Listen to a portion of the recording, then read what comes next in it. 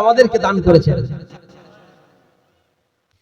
তারপরে বলেন সূরা ফাতিহার মধ্যে যা কিছু আছে টোটালটাকে তুলে আমি আল্লাহ বিসমিল্লাহির রহমানির রহিমের মধ্যে ঢেলে দিয়েছি। সুবহানাল্লাহ।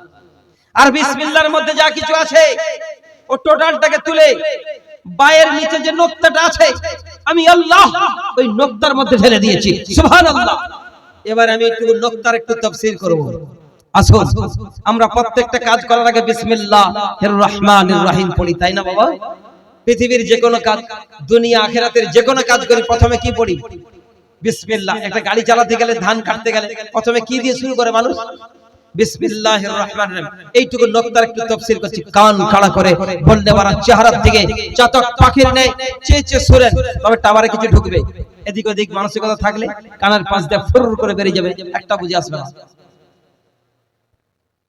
আল্লাহ পাক আরবি হরফগুলো তৈরি করার পরে বাকে জিজ্ঞাসা করলেন, বা তোমাকে আমি রব কিছু দিতে চাই। আল্লাহ কি দেবে? কিছু নোক্তা দিতে চাই। কত নেবে? মহান মালিক দিতে চায়, তার ভান্ডারে কোন জিনিসের কমি, কথা বলেন না কেন? কথা বলেন, কোন জিনিস কমি নেই। সে সারা জাহানকে দিতেই আছে, দিতেই আছে, দিতেই আছে, দিতেই আছে।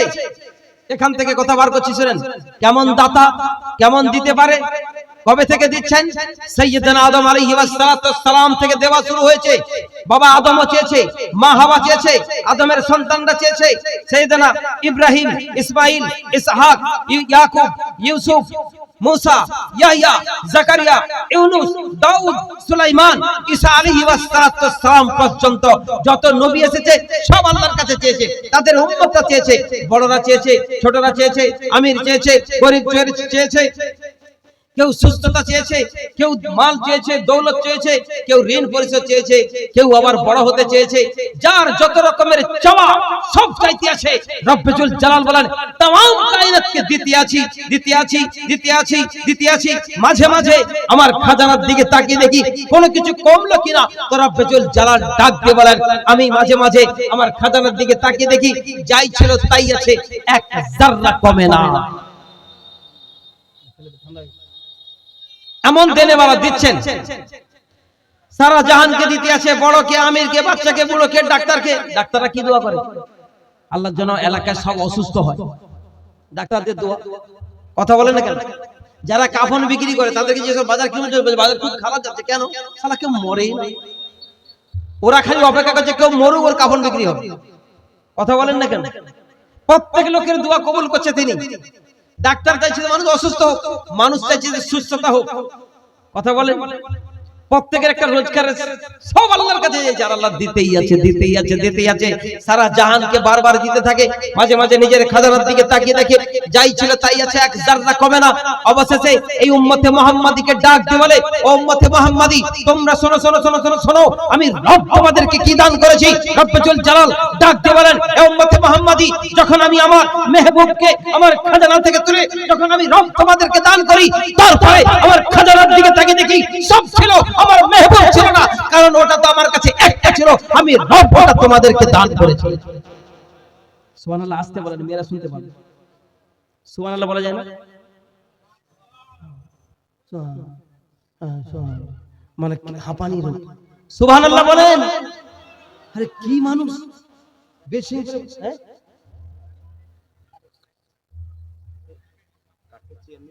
না কাছে লাগবে না। আমার টেবিলের উপর ছিল না।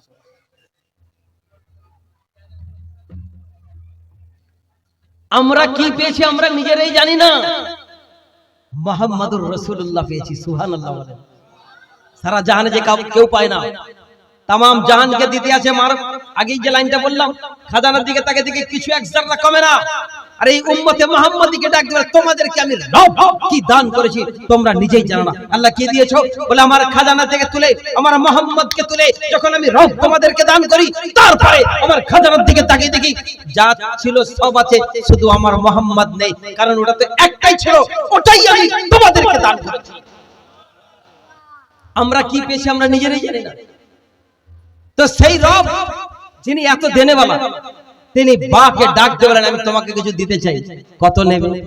যার ভান্ডারে কোনো জিনিস কমে নেই। আচ্ছা, কারো শ্বশুর যদি কলকাতা থেকে রিটার্ন হয়ে এসে রাত্রেবেলা 1 কোটি টাকা এনেছে, রিটায়ারমেন্ট, ছেলে পুলে নেই, দুটো জামাই। ফোন করেছে, আমি 1 কোটি টাকা পেয়েছি, আমার তো ছেলে পুলে নেই, তোমরা সকালবেলা আসো, দুজনকে ভাগ করে দেবো, ওদের রাতে ঘুম হবে। কথা বলে, ওদের ঘুম হবে। কে কত তাড়াতাড়ি যেতে পারে বুড়োকে পটিয়ে যতটা বার করতে পারে, ঠিক কিনা? কথা বলে। তো আল্লাহ পাক বাকে ডাক দিয়ে বলে তোমাকে দেবো। কত নেবে? বা বলে আল্লাহ আপনি আমাকে দেবেন? হ্যাঁ তোমাকেই তো দেবো, যা চাইবে তাই দেবো। কত নেবে? তো বা বলে আল্লাহ আমাকে একটা নুকতা দেন। আল্লাহ রাব্বুল ইজ্জত ওয়াল জালাল তিনি বলেন বাহ, আমি এখানে ভান্ডার খুলে বসে রয়েছি দেওয়ার জন্য, তুমি মাত্র একটা চাইলে কেন? তো বা বলে আল্লাহ এই একটাই জন্য চেয়েছি, কারণ তুমি কোরআনে জানেছো ওয়া খালাকনাকুম আজওয়াজা, যা কিছু সৃষ্টি করেছো সব জোড়া জোড়া করে, উঁচু আর নিচু, সাদা কালো, আসমান জমিন, পাহাড় পর্বত, নদ নদী, খাল বিল, সমুদ্র মহাসমুদ্র, জিন্নাত ইনসান, চন্দ্র সূর্য, গ্রহ তারা, সাদা কালো, বাচ্চা বুড়ো, জওয়ান যুবতী, উঁচু নিচু तमाम জাহানকে জোড়া জোড়া করে সৃষ্টি করেছো একমাত্র তুমি মহান আল্লাহ হলো বেজোড়, তোমার কোনো জোড়া নেই, তুমি লা শারিক। এই মহান রব্বে জুল জালাল, তোমার একত্ববাদে সাক্ষী দেওয়ার জন্য আমি একটা নুকতা নিয়ে রাজি। সুবহানাল্লাহ। এই আল্লাহ তোমার একত্ববাদে সাক্ষী দেওয়ার জন্য বাস তুমি আমাকে একটা দাও, আমি একটা নিয়ে রাজি। আল্লাহ রাব্বুল আলামিন তিনিও খুশি হয়ে ডাক দিয়ে বলেন বাহ, এখানে আমি দেওয়ার জন্য রেডি, আর তুমি মাত্র একটা নেবে? এ বা তুমি শোনো, দেওয়ার জন্য ভান্ডার খোলা ছিল, আজ তুমি একটা নিয়ে যখন রাজি, আজ তোমাকে যে পুরস্কার দিতে চলেছি গোটা জাহান দেখতেই থেকে যাবে। আল্লাহ কি দেবেন? রব্বুল জালাল ডাক দিয়ে বলেন বাহ, আজকের আমি রব তোমাকে পুরস্কার দিলাম, দুনিয়ার জাহানে কিয়ামত পর্যন্ত আমার বান্দারা যখন যা করবে সর্বপ্রথম তুমি বা তোমার নাম দিয়ে শুরু করবে, আলিফের নামটা দিয়ে নয়, প্রত্যেকটা কাজে বিসমিল্লাহির রহমানির রহিম দিয়ে শুরু হবে। সুবহানাল্লাহ। এমন কোরআন, যে কোরআন দেখলে নাকি, শুনলে নাকি, লিখলে নাকি, পড়লে নাকি, ছুঁইলে নাকি, ভালোবাসলে নাকি, কোরআনের ব্যাপারে যে আপনারা বসে আছেন এতেও নাকি। সুবহানাল্লাহ। একটা হরফে 10টা নাকি, একটা হরফ পড়লে 10টা নাকি, আর একটা হরফ যদি কাউকে শিখে দেন আপনারও 10টা, ওরও 10টা। আপনি চলে যাবেন, ও যখন কবরে যাবে, যে শিখে দিয়ে কবরে গেল, আর এখানে যাকে শিখে দিয়ে গেছে সে কোরআন খুলতে দেরি, আর তার কবরে এর নেকিটা যেতে দেরি হবে না। সুবহানাল্লাহ। এই কালাম, যে কালামের জন্য আমরা জড়ো হই, আর গোটা দুনিয়ার বেঈমান কাফের মুশরিকদের দলেরা উঠে পড়ে লেগেছে এই কোরআনটাকে কি করে দুনিয়া থেকে খেল খতম করে দেওয়া যায়, ইসলামটাকে মিটিয়ে দেওয়া যায়, ইসলাম থেকে তছনছ করে খেল খতম করে দেওয়া যায়। কারা কারা কোরআনের দলে আছে একবার হাত আকাশের দিকে তুলে আমার আল্লাহকে দেখান। নারায়ে তাকবীর, নারায়ে তাকবীর, নারায়ে তাকবীর।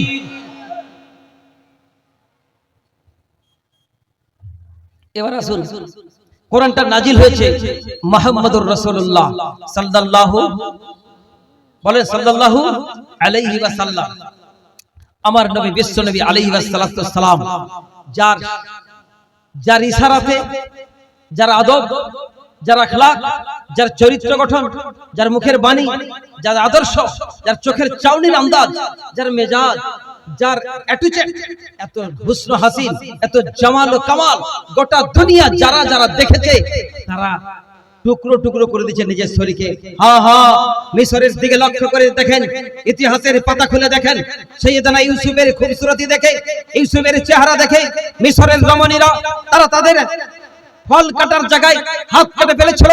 রব্বুল জালালের কসম, ইতিহাস সাক্ষী আছে ১৫০০ বছর আগে আমার আপনার মেহবুব হযরত মুহাম্মদুর রাসূলুল্লাহ সাল্লাল্লাহু তাআলা আলাইহি ওয়াসাল্লামকে যারা যারা দেখেছিল, হাত শুধু কাটেনি, মাথা থেকে পা পর্যন্ত গোটা বডিটাকে টুকরো টুকরো করে জিহাদের ময়দানে ক্ষতবিক্ষত করে প্রমাণ করে দিয়েছে তারা তাকে নবীকে কত ভালোবাসে। সুবহানাল্লাহ, সুবহানাল্লাহ। তাপ না, খুব অসুস্থ, ডাক্তার বলে দিয়েছে কিছুক্ষণ করে মারা যাবি, একদম কথা বলবে না, তাই তো? একবার সুবহানাল্লাহ বলেন, সুবহানাল্লাহ বলেন। সব আমসার রোগী বসে আছে, আমি কোথায় কথা বলছি গো আল্লাহ করছে, একবার বলেন সুবহানাল্লাহ।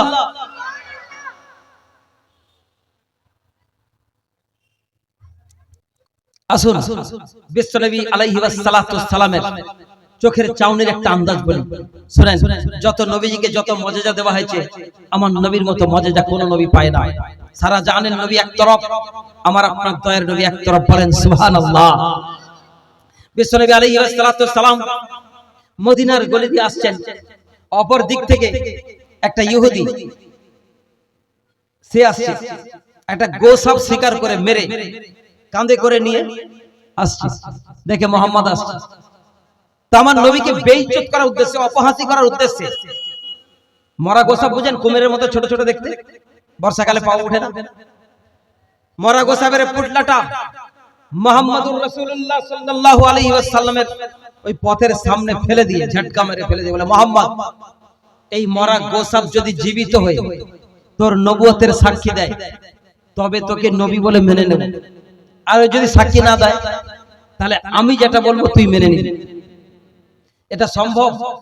একটা মরা গোশাব জীবিত হয়ে নবুয়তের সাক্ষী দিবে সম্ভব? কথা বলেন, সম্ভব কি?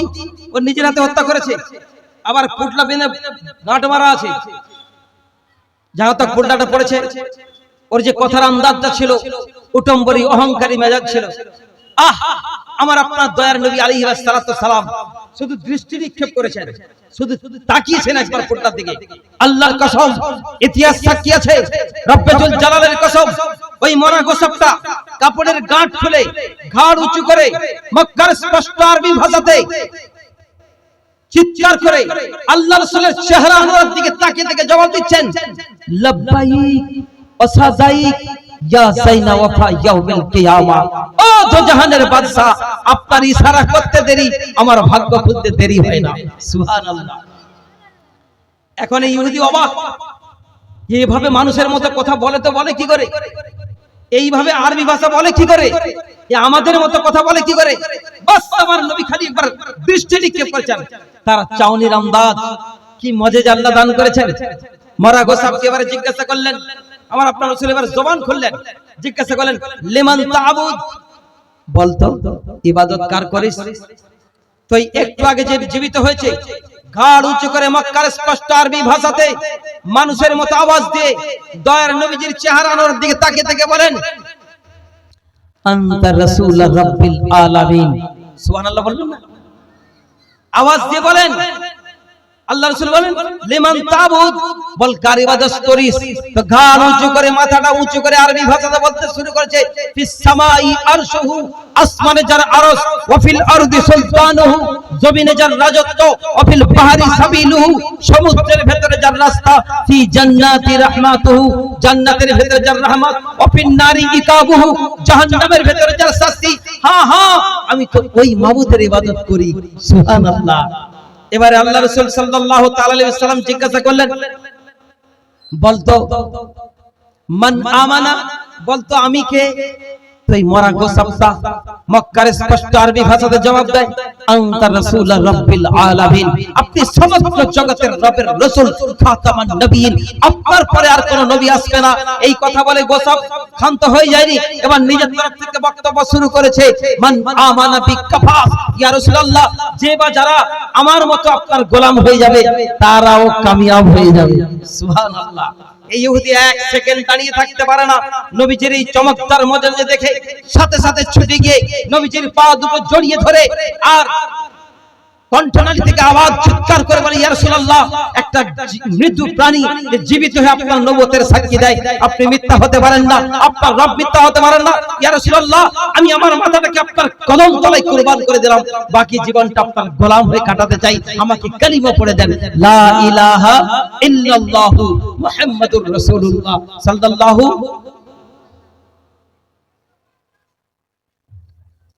এ ছিল নবীজির চেহারা, চাউনির আন্দাজ, এত পাওয়ারফুল, এত বড় মজেজা। বিশ্ব নবীর উম্মত আল্লাহ পাক আমাদেরকে বানিয়েছেন। সুবহানাল্লাহ বলে, একবার সুবহানাল্লাহ বলে। আসুন নবীজির কথায়, নবীর কথা না বললে তো ওয়াজি হয় না। যার জন্য জাহান, যার জন্য জান্নাত জাহান্নাম, যার জন্য পুলসিরাত মিজান, যার জন্য আসমান জমিন, তাকে নিয়ে দুনিয়া, আর তার কথা না বলে কি মজা লাগে? কথা বলে না কেন? কথা বলেন না কেন? আমার আপনার বিশ্বনবী আলাইহিস সালাতু ওয়াস সালাম।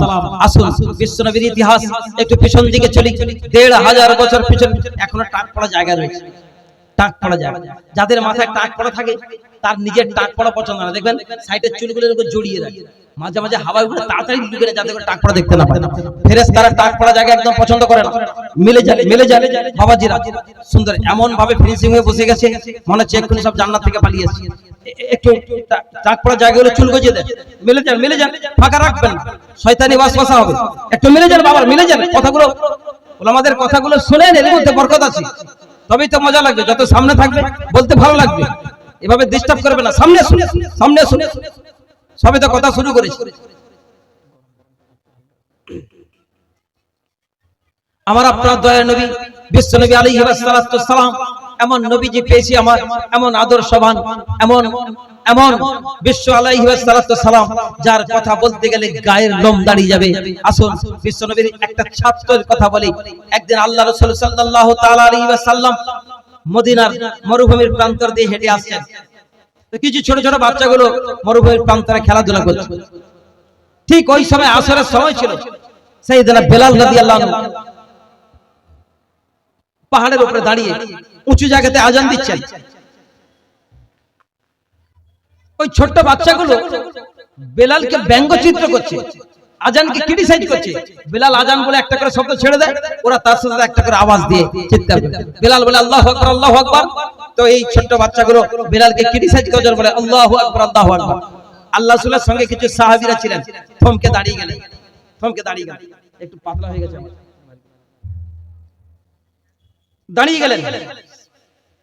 দাঁড়িয়ে গিয়ে সঙ্গে যে সাহাবীরা ছিলেন তাদেরকে বললেন, এই সমস্ত বাচ্চাগুলোকে ধরো। সাহাবীরা ছিল, গোল করে সব বাচ্চাগুলোকে ধরে নিয়ে সবকে ধরে সামনে এনে আল্লাহ রাসূল ফলো করছিলেন। এই প্রত্যেকটা বাচ্চার মধ্যে একটা বাচ্চার আওয়াজ বড় কাসিস, বড় সুন্দর আওয়াজ আর বুলন্দ আওয়াজ। এরকম সামনে বসিয়ে আল্লাহ রাসূল সাল্লাল্লাহু তাআলা আলাইহি ওয়াসাল্লাম জিজ্ঞাসা করলেন, আচ্ছা তোমাদের মধ্যে বলতে পারবে কার আওয়াজটা সবথেকে উঁচু, কার আওয়াজটা সবথেকে জোর ছিল, কার আওয়াজটা সবথেকে সৌন্দর্য ছিল? তো যার আওয়াজটা সুন্দর ছিল তার নাম ছিল মাহজুরা রাদিয়াল্লাহু আনহু। তখন তিনি ইহুদির বাচ্চা ছিলেন, ঈমান আনেননি। তাই মাহজুরা রাদিয়াল্লাহু আনহু বলেন, কিতাবের মধ্যে এসেছে যে আমার যত সাথীরা ছিল তারা কি করছে, আমার দিকে আঙ্গুল বাড়িয়ে দেখাচ্ছে যে এই বাচ্চাটা, এর আওয়াজটা খুব জোর। আল্লাহ রাসূল সাল্লাল্লাহু তাআলা আলাইহি ওয়াসাল্লাম মাহজুরার হাতটা ধরে টান দিলেন, সামনে বসালেন। ওই বসেছে বাচ্চা, রাসূল পাক সাল্লাল্লাহু আলাইহি ওয়াসাল্লাম নিজেও ওই মরুভূমির বালুর উপরে দুটো হাঁটু গেড়ে বসলেন। বসে নাম জিজ্ঞেস, তোমার নাম কি? তো বলছে মাহজুরা। হাতটা ধরে রেখেছে। মাহজুরা বলছে, আমাকে যখন ধরে ফেলেছে আমার তো পুরো লজ্জায় পুরো লুৎফুত হয়ে গেছে, ভিতরে ভয় লাগছে। মুহাম্মদ কি জানি না বলে, অবাক লাগছে, ভয় লাগছে, লজ্জাও লাগছে। আল্লাহ রাসূল জিজ্ঞাসা করলেন, মাহজুরা কিছুক্ষণ আগে আমার বিলালের সাথে যে আজান দিচ্ছিলে, ওই আজানটা আরেকবার পড়ো তো। মাহজুরা কাঁপতে কাঁপতে বলেন, আমি তো আজান জানি না। বেলালকে ব্যঙ্গ করার জন্য, ব্যঙ্গচিত্র করার জন্য আমি একটু তার সাথে আজান, আমি তো আজান জানি না। এই কথা বলার সাথে সাথে বিশ্বনবী আলাইহিস সালাতু ওয়াস সালাম হাতটাকে ছেড়ে দিয়ে মাহজুরার মাথায় হাত রেখে আর বলছেন, মাহজুরা আমি নবী মুহাম্মদুর রাসূলুল্লাহ তোমার মাথায় হাত রাখলাম, আমি আজান একটা করে শব্দ পড়ছি, তুমি আমার সাথে একটা করে আজান পড়ে আজানটা শেখো। মাহজুরা রাদিয়াল্লাহু আনহু বলেন, যখন বিশ্বনবী আলাইহিস সালাতু ওয়াস সালাম তার রহমতের হাত মোবারকটা আমার মাথার উপরে রেখেছে, রব্বুল জালালের কসম আমার মাথা থেকে পায়ের তলা পর্যন্ত এমন কোন শিরা উপশিরা ছিল না যেখান থেকে রহমতের বর্ণা বয়ে গেছে। আমার গোটা অন্তরটা যেন স্তব্ধ হয়ে গেছে, সাইলেন্ট হয়ে গেছে। আমি যেন এমন রহমতের জোশে পাগল হয়ে গেছি। আমার এত শান্তি লাগছে, আরাম লাগছে যে আমি কখনো আমার মায়ের কোলে এত শান্তি পাইনি। আল্লাহ রাসূল বললেন, আল্লাহু আকবার, আল্লাহু আকবার। মাহজুরা পড়ছে আল্লাহু আকবার, আল্লাহু আকবার। পুরো আজানটা শেষ হলো, এইখানে হাত রাখেছে কপালের থেকে উপরে এই জায়গা, আজান শেষ হলো। এদিকে মাহজুরা রাদিয়াল্লাহু আনহু বলেন, এদিকে আজান শেষ হতে দেরি হয় না, আর আমার দিলের ভেতর থেকে খালি মনে হচ্ছে না দেরি কেন, এখনই যেন কালিমা পড়ে ফেলি। এত শান্তি আমি আমার জীবনে কখনো অনুভব করিনি।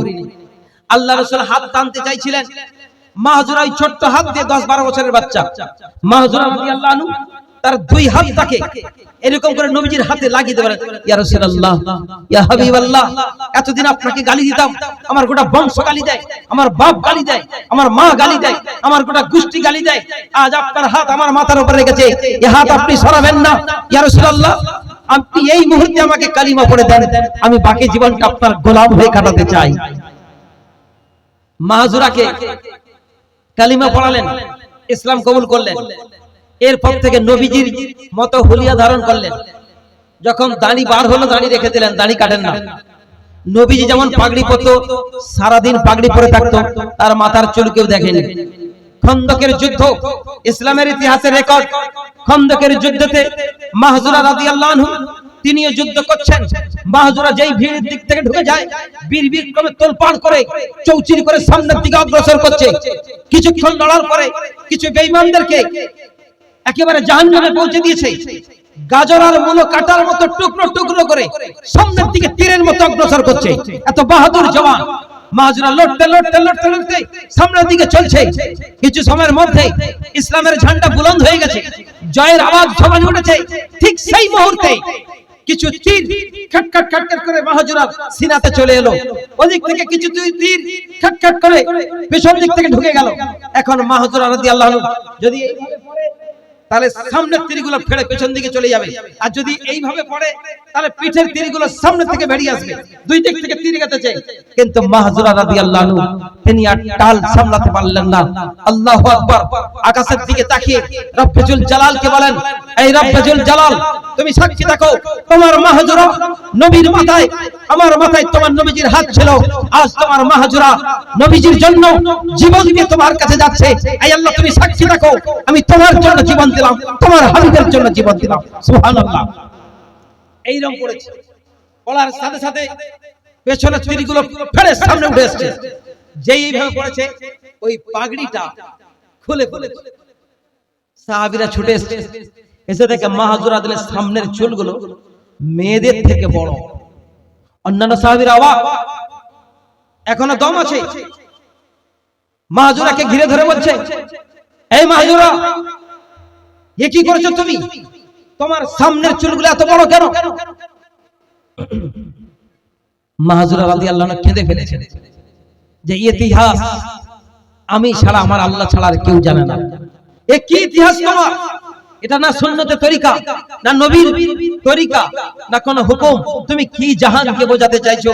দুনিয়াওয়ালার জন্য কি মেসেজ ছেড়ে যাচ্ছ? মাহজুরা, মৃত্যুর আগে বলে যাও, তোমার মাথার চুলটা এত বড় কেন? মাহজুরা রাদিয়াল্লাহু আনহু চোখের পানি ছেড়ে দিয়ে বলেন, ও নবীজির সাহাবীরা সাক্ষী থাকো, ও আমার সাথীরা সাক্ষী থাকো, রব্বুল জালালের কসম, আমি ইহুদির বাচ্চা ছিলাম, আমি নবীকে গালি দিতাম, আমি বেলালকে ব্যঙ্গচিত্র করেছিলাম। একদিন নবীজি আমার মাথায় হাত রেখে আমাকে আযান শিখিয়েছিল, আর সেদিন থেকে আল্লাহ রাসূলকে বলেছিলাম, ইয়া রাসূলুল্লাহ, আযান যখন শিখিয়েছেন, আপনি তো মদিনার মুয়াজ্জিন বেলালকে বানিয়েছেন, অন্তত কাবার মুয়াজ্জিন আমাকে বানিয়ে দেন। আমি সেদিন থেকে কাবার মুয়াজ্জিন, আর যেদিন থেকে আমার নবীজি এই জায়গাটায় হাত রেখেছিল, আমি সেদিন থেকে রবের সাথে শর্ত করেছিলাম, আমার নবীজির হাত লেগে যাওয়া চুলটা আমি আমার জীবনে কখনো কাটবো না। আমার নবীজির স্পর্শ লাগা, এই হাত লাগাখানা চুলটাকে নিয়ে আমার আল্লাহকে গিয়ে দেখাবো, আর বলবো, আল্লাহ, কিছু তো করতে পারিনি, অন্তত তোমার নবীজির স্পর্শ হাত লাগা চুলটা নিয়ে আমি তোমার কাছে উপস্থিত হয়েছি। সুবহানাল্লাহ।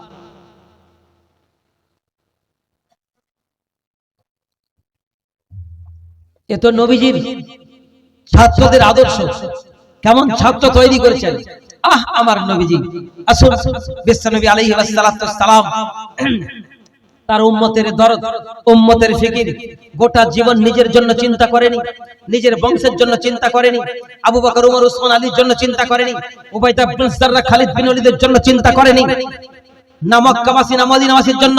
তিনি যখন চিন্তা করেছেন গোটা জাহানের উম্মতের জন্য শুধু নয়, কিয়ামত পর্যন্ত যত উম্মত আসবে সকলের ফিকির করেছিলেন, এখনো করছেন। কিয়ামতের ময়দানে ওই একটাই নবী আমাদের ফিকির করবেন। বলেন সুবহানাল্লাহ। तमाम জাহানের সব নফসি নফসি একটাই নবীর মুখে থাকবে, উম্মতি উম্মতি। তিনি হলেন অন্য কেউ নয়, আমার আপনার বিশ্ব নবী আলাইহিস সালাতু ওয়াস সালাম। বলেন সুবহানাল্লাহ। নবীজি আমার লক্ষ্য করেন, যত নবীকে আল্লাহ পাক জমিনে পাঠিয়েছেন প্রত্যেকটি আবাদ ভূমিতে, কাউকে চাষের জমির উপরে, কাউকে বাগান বাড়ির উপরে, কাউকে দাঁড় নদীর কিনারায়, বড় বড় সমুদ্রের ধারে, বড় বড় অতল দরিয়ার মাঝখানে দিয়েছে। কিন্তু আমার আপনার মেহবুব হযরত মুহাম্মদুর রাসূলুল্লাহ সাল্লাল্লাহু তাআলা আলাইহি ওয়াসাল্লাম যখন আসার সময় হয়ে এসেছে, তো রব্বুল জালাল ইব্রাহিম খলিলুল্লাহকে ডাক দিয়ে বলেন, ইব্রাহিম এমন এক বিরান জায়গায় চলে যাও যেখানে কোনো ধরনের কোনো আশ্রয় নেই। ইসমাইল আলাইহিস সালামকে, মা হাজরাকে এমন জায়গায় ছেড়ে আসলেন, না সেখানে কোনো গাছ, না কোনো ছায়া, না কোনো জমি, না কোনো পানি, শুধু মরুভূমির উত্তপ্ত বালু গরম ছাড়া আর কিছু ছিল না। এখন আমার আপনার নবীজি আসেনি, আসার সময় হয়ে এসেছে। এবারে রব্বুল জালাল মেহবুবকে ডাক দিয়ে বলেন, মেহবুবকে এমন জায়গায় নামালেন, এবারে কান খাড়া করে শুনেন, সমস্ত নবীকে আবাদ ভূমিতে, মাটির জমি, দাজলা নদী, সমুদ্রের ধারে, বাগান বাড়ি দিয়ে, আর আমার আপনার মেহবুব হযরত কিবরিয়া মুহাম্মদুর রাসূলুল্লাহ সাল্লাল্লাহু তাআলা আলাইহি ওয়াসাল্লামকে এমন একটা জমিতে, এমন একটা ভূমিতে নাজিল করছেন, যেই দেশটা পাথর, রাস্তাঘাট পাথর, অলিগলি পাথর, ডানে বামে সামনে পিছনে যেদিকে তাকাবে শুধু পাথরের পাহাড়, চোখটা তুলে উপরের দিকে তাকালে শুধু বড় বড় পাহাড়ের চূড়া, রাস্তাঘাট পাথর। সেদিকের মানুষটা ছিল, সেই দেশের মানুষের চোখের আন্দাজ ছিল পাথর, তাদের জিভেও ছিল কথার আন্দাজ ছিল পাথর, তাদের হাতে পাথর, তাদের দিলে পাথর, তাদের ঘরটা পাথর, তাদের ঘরের ভিতরে যে মাবুদটা ছিল সেটাও পাথর। আল্লাহকে জিজ্ঞাসা করি, আল্লাহ প্রত্যেকটা নবীর জন্য আবাদ ভূমিতে যে মেহবুবের জন্য তাম দুনিয়া সৃষ্টি করেছো, সেই মেহবুবের জন্য শুধু পাথর আর পাথর। তো রব্বুল জালাল ডাক দিয়ে বলেন, হ্যাঁ, চোখের দিকে, চোখের দিকে চোখ সরাবেন, চোখের দিকে ভাই, চোখ বলনে वाला চেহারার দিকে তাকাতে হবে, নালে ফুর করে কানে পালতে বেরিয়ে যাবে। তো আল্লাহকে জিজ্ঞাসা করেন, আল্লাহ সকলের জন্য আবাদ ভূমিতে আর মেহবুবের জন্য একটা শক্ত জমি, যার ডানে বামে সামনে পিছনে অলি গলি শুধু পাথর আর পাথর, যে দেশের মানুষগুলো পাথর, যে দেশের শুধু পাথরে ভরা পাহাড়, যে দেশের মানুষের জিভে ছিল পাথর, চোখের আন্দাজ পাথর, হাতে পাথর, দিলে পাথর, তাদের ঘরটা পাথর, তাদের ঘরের ভিতরে মাবুদের পাথর। এ আল্লাহ মেহবুবের জন্য এত শক্ত জমি। তো রব্বুল জালাল ডাক দিয়ে বলেন, হ্যাঁ, যার মধ্যে যত পাওয়ার আছে তার থেকে তত কাজ নেওয়া হবে। বলেন সুবহানাল্লাহ। এবারে আমার আপনার মেহবুব 12 রবিউল আউয়াল তিনি এলেন, তিনি এসেই দেখেন এমন জায়গায় যেখানে পাথর আর পাথর। এবারে রব্বুল জালাল তার মেহবুবকে ডাক দিয়ে বলেন, ও আমার মেহবুব, ও আমার মেহবুবে কিবরিয়া মুহাম্মদুর রাসূলুল্লাহ, আপনি ঘাবড়ে যাবেন না, চিন্তা করবেন না, ভুরু কুচকাবেন না। আপনার ডানে বামে সামনে পিছনে পাথর দেখে আপনি ঘাবড়ে যাবেন না। আপনি যে দেশটায় আছেন এই দেশটা পাথর, রাস্তাঘাটগুলি পাথর, অলিগলি পাথর, এদের ঘরগুলো পাথর, এই মানুষের চোখের আন্দাজ পাথর, এদের জমানে ছিল পাথর, এদের দিলে পাথর, এদের হাতে পাথর, এদের ঘরটা পাথর, এদের মাবুদটা পাথর। আমার মেহবুব এই পাথর ভরা দেশটাকে, এই পাথর ভরা মানুষগুলিকে, এই পাথর ভরা মাবুদটাকে আমার মুকদ্দাস কালাম দিয়ে, এই কোরআন দিয়ে মোমের মতো গলিয়ে জান্নাতের ঘোষণা দিয়ে দাও। সুবহানাল্লাহ, সুবহানাল্লাহ, সুবহানাল্লাহ। দম নেই, কিছুক্ষণ পরে মারা যাবে। সুবহানাল্লাহ। ও নবীর প্রতি, আল্লাহর প্রতি শুকরিয়া আদায় করেন। সুবহানাল্লাহ। আমার মেহবুব আপনি ঘাবড়ে যাবেন না, এই মুকদ্দাস কালাম আপনাকে দিলাম, এই কোরআন দিয়ে মোমের মতো গলিয়ে এদেরকে জান্নাতের ঘোষণা দিয়ে দাও। সুবহানাল্লাহ, সুবহানাল্লাহ। এক্ষুনি যদি পরীক্ষা নেওয়া হয়, কত লোক ট্রেনিং নিয়ে নামাজ শিখেছে বলো? ফাঁকা। সব দাদা চাচাদেরকে দেখে মসজিদে গিয়ে সব যেরকম পড়ে ওরকম পড়ে। যদি এক্ষুনি পরীক্ষা নেওয়া হয়, কত লোক ট্রেনিং নিয়ে ওযু শিখেছে বলো? ফাঁকা। সব যেরকম করে ওই রকম করে। কথা বলেন ঠিক কিনা? কথা বলেন এখানে। হ্যাঁ ভাই, কতজন কোরআন জানে? তো 0% বার হবে কোরআন জানে, বাদ বাকি বেকরান। ইতিহাস, ভূগোল, ইংরেজি, ম্যাথ, গণিত, গোটা গোষ্ঠী সব শিখে গেছে কেমন কামাতে হবে, কিন্তু কোরআন জানে না। গোটা পৃথিবীর জমিনে যত লেখাপড়া আছে, কেজি থেকে প্রাইমারি থেকে high school, college, university, doctorate, PhD, doctorate যত পড়া আছে, লক্ষ্য করুন তারা যখন পড়তে যায়, তারা তাদের বিদ্যার, তারা তাদের বইয়ের ব্যাগটাকে পেছন দিকে রাখে, আর তারা থেকে সামনে এইরকম করে স্কুল কলেজে যায়। কথা বলেন না কেন? ঠিক কিনা? কিন্তু আল্লাহর কসম, এ মুকাদ্দাস কালামের সওয়াব, এ মুকাদ্দাস কালামের পাওয়ার, এ মুকাদ্দাস কালামের মর্যাদা, এর সম্মান, আজকেরই আপনি একটা বাচ্চাকে মাদ্রাসায় নিয়েছেন, আজকেরই এলাকার বক্তব্যে নিয়েছেন বা মসজিদে ইমামের কাছে পড়াতে নিয়েছেন, প্রথম দিন আল্লাহর কসম ওর কিতাবটাকে পিছন দিকে রাখে না। রব্বুল জালাল বলেন, সবে একটা কায়দা সিনায় ছড়িয়ে ও কিতাবটাকে সামনে, ও থাকে পিছনে, এমনি করে অগ্রসর করে। সুবহানাল্লাহ। আমার কিতাবের মর্যাদা, আমার কিতাবের সম্মান, আমার কিতাবের পাওয়ার, একটা ছোট্ট বাচ্চার সিনাতেও আমার কিতাবের মর্যাদা দেখো। গোটা পৃথিবীর যত doctor, barrister, engineer, professor, science, technology, तमाम জাহানে যত লেখাপড়া আছে, কেউ কিতাবকে এত সম্মান করে না আমার কোরআনকে মানুষ যত সম্মান করে। ঠিক না ভুল? কথা বলেন ঠিক না ভুল? 20 বছর, 25 বছর, 30 বছর বড় বড় ডক্টরেট, পিএইচডি ডক্টরেট করার পরেও আব্বা মরে গেলে জানাজা পড়াতে পারে না, মা মরে গেলে জানাজা পড়াতে পারে না, ওই ইমাম সাহেবকে ধারে নিচে জানাজা পড়াতে হয়। আর আল্লাহর কসম, একটা বছর মাদ্রাসায় পড়ান, আর ওই ছোট্ট বাচ্চা যখন জানাজার কাতারে দাঁড়িয়ে বলে আল্লাহু আকবার, রব্বুল জালাল আরশ থেকে ফেরেশতাদের ডাক দিয়ে বলবে, দেখো দেখো দেখো দেখো দেখো, নিচের দিকে লক্ষ্য করে দেখো, যাদেরকে সৃষ্টি করার জন্য স্বীকার করেছিল, একটা ছোট্ট বাচ্চা তার আব্বার জন্য আমার আরশের দিকে দুই হাত উত্তোলন করে বলে আল্লাহু আকবার, সাক্ষী দেখো আমি এর আব্বা মাকে ক্ষমা করে দিলাম। নামাজের জন্য, একটু নামাজের ব্যাখ্যা করছি, নামাজের জন্য আমরা এইভাবে হাত তুলি না? কথা বলেন না কেন?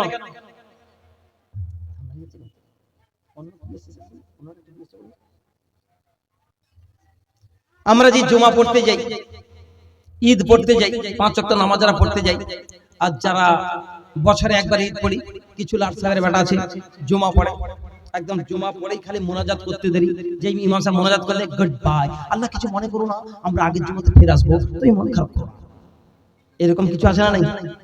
কথা বলেন, আমার দিকে তাকান।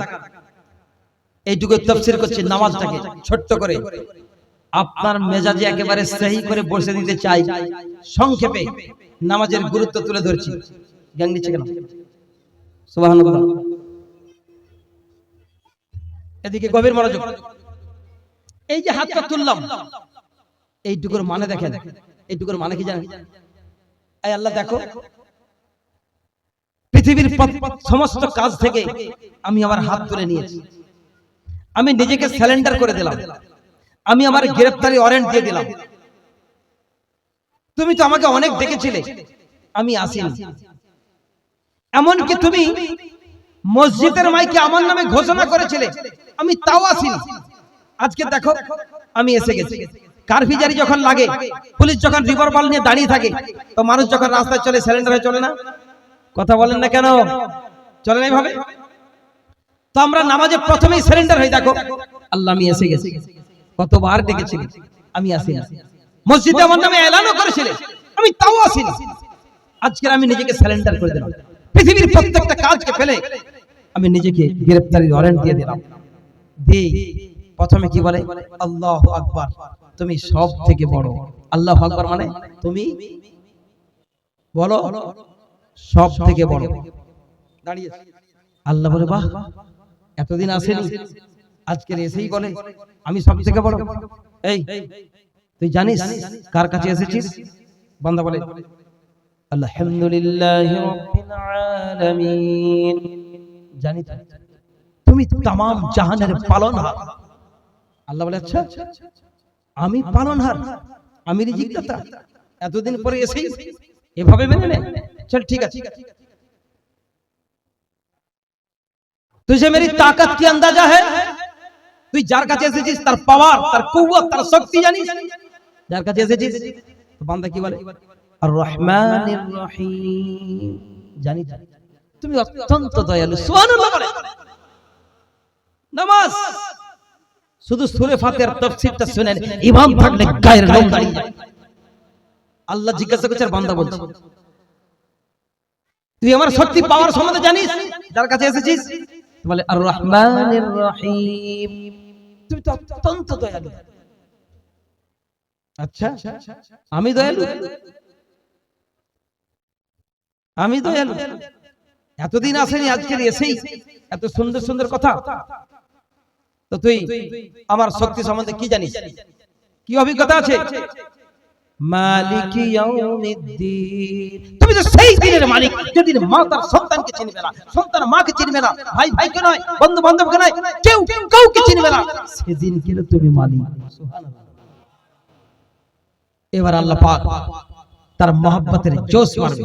আচ্ছা, আজকের এতদিন পরে এসেই এত সুন্দর সুন্দর কথা, আমি সেই কঠিন দিনের মালিক, চল ঠিক আছে।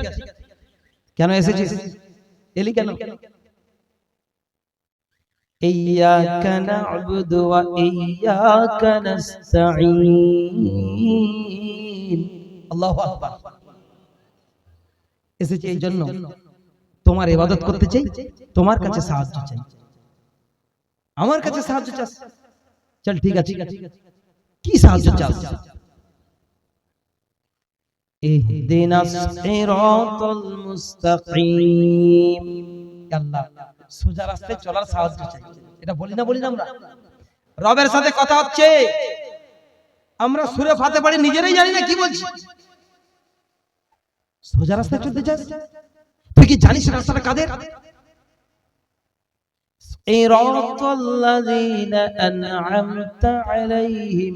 জানি তো, ওই রাস্তায় চলে যারা আপনার সন্তুষ্টি অর্জন হয়েছে, যাদের উপর আপনি পুরস্কৃত দিয়েছেন, যাদের উপর আপনি খুশি হয়েছেন, আল্লাহ ওই রাস্তায় চলতে চাই। বান্দার এই কথা শোনার সাথে সাথে মহান আল্লাহর মহব্বতের জোশ মারে, তিনি মালিক, আর গোলামকে ডাক দিয়ে বলেন, অনেক দুঃখ ভরা অন্তর খুশি নিয়ে একজন মালিক তার গোলামকে ডাক দিয়ে বলেন, বান্দারে, তোকে যদি ওই রাস্তায় চালিয়ে দিই, তুই আর কখনো আমার থেকে সরে যাবি না তো? আর কখনো আমার থেকে মুখ ফিরিয়ে নিবি না তো? আমার থেকে পিঠ পিছ করে নিবি না তো?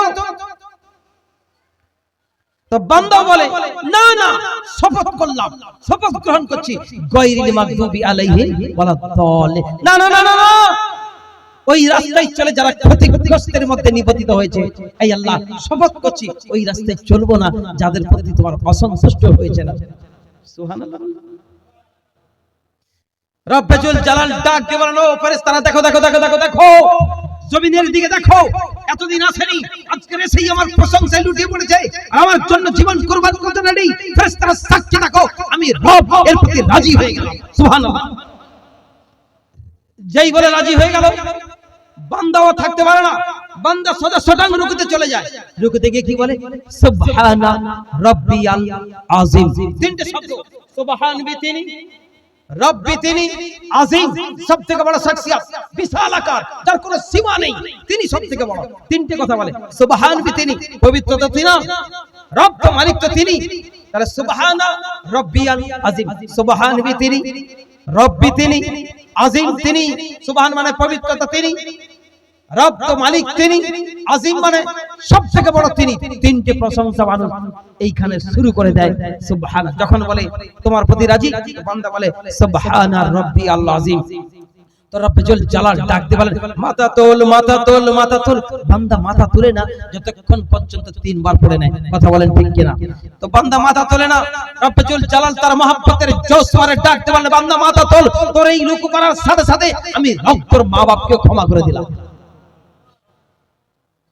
যেই বলে তোর মা বাপকে ক্ষমা করে দিলাম, তো বান্দা সোজা শটাং উঠে সামি আল্লাহু লিমান হামিদা রব্বানা লাকাল হামদ আল্লাহু আকবার করে তার সম্মানিত উঁচু মাথাটা সাজদায় রেখে দিয়ে চোরের মতো নাক লাগড়ি দিয়ে বলতে থাকে, সুবহানা রাব্বিয়াল আ'লা।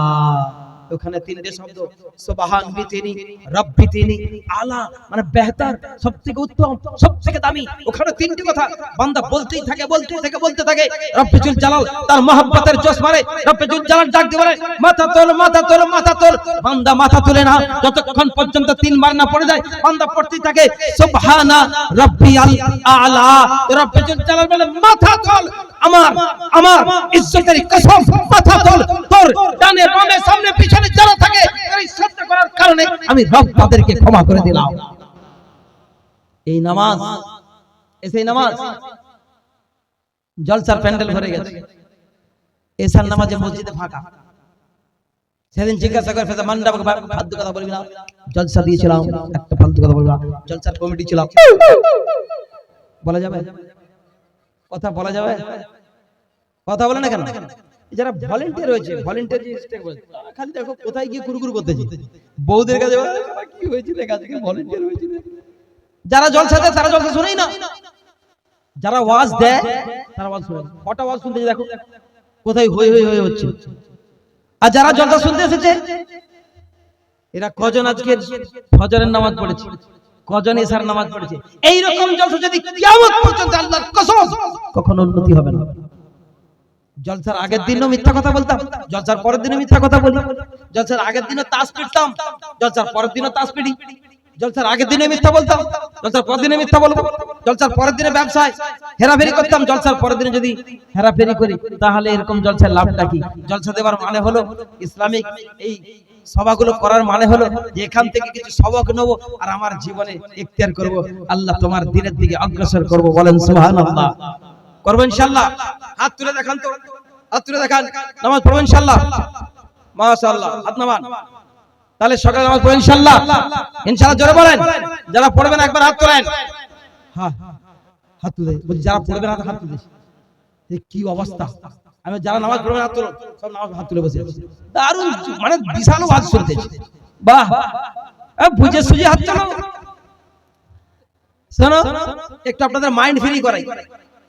এদিকে বাবাজিরা, অতি চালাকের গলায় দড়ি, অতি সিয়ানা হয়ে না, মরতে সকলকে হবে। হবে না? হবে না?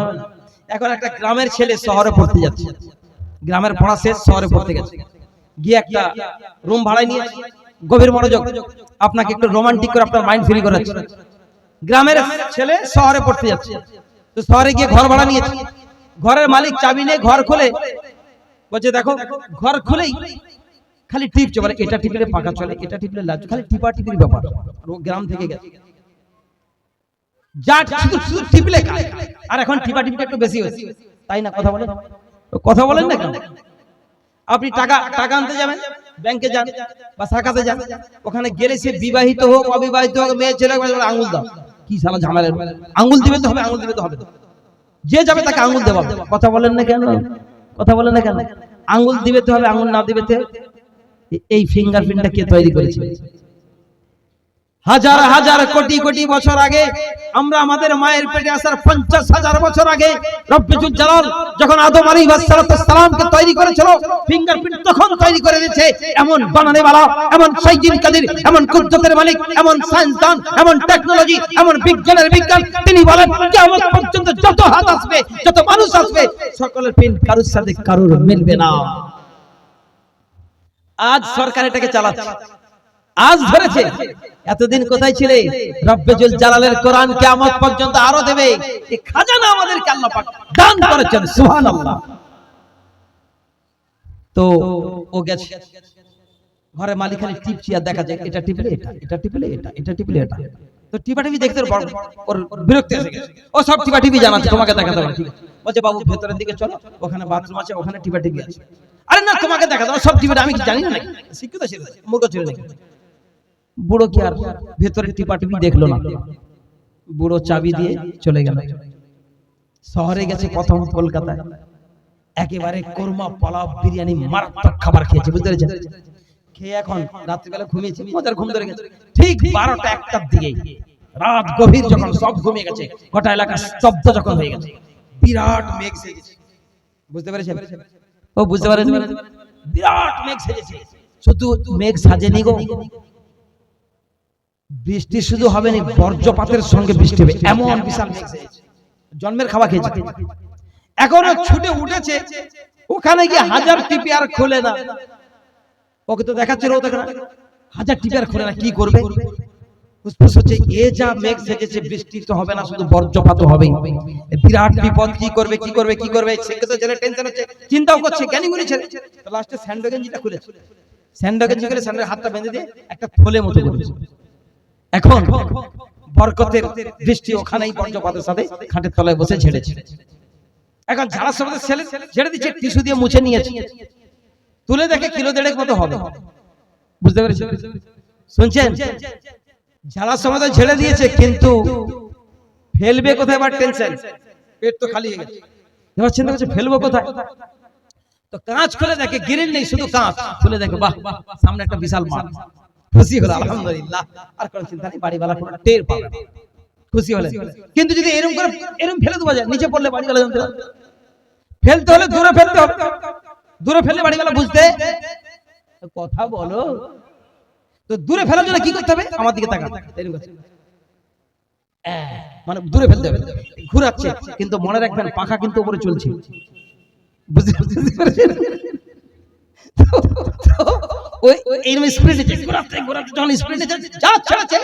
বাইরে কি যাবে, পাখাতে লেগে পুরো ঘর ছড়িয়ে গেছে, মাথা খারাপ, পুরো ঘর ছড়িয়ে গেছে। যখন ঘর ছড়িয়ে গেছে আরো টেনশন বাড়বে না কমবে, কথা বলেন, বাড়বে না কমবে? এবারে তো মাথা হাত দিয়ে বসেছে, আজ সারা রাত তো ঘুম হয় না। আর শহরের দিকে প্রত্যেক দিন মেথর ঝেঁটা আর বালতি নিয়ে ঘুরে বেড়ায়, মেথর লাগবে কিনা বলে বেড়ায়। ও এখন বারান্দায় অপেক্ষা করছে, মেথর আসলে আগে চুপটি মেরে ডেকে বাড়িওয়ালা উঠার আগে যেন সাপটা করে দিতে পারে। যেই মেথর বাড়ি তুই ছুটে আই এদিকে বলে, বলো আরে পায়খানা, তো পায়খানা কোথায়, তুই ভেতরে বলে, জীবনে তো আমাকে ফ্ল্যাটের ভেতরে কেউ ডাকে না, এই শালা ভেতরে ডাকছে কেন?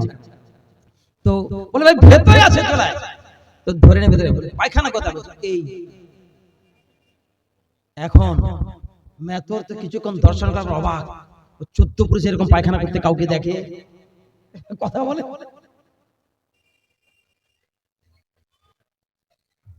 ও এখন ছুটে মেথরের হাত ধরে বলছে, ভাই তোকে 2000 টাকা দেবো, তুই খালি সাফ করে দে।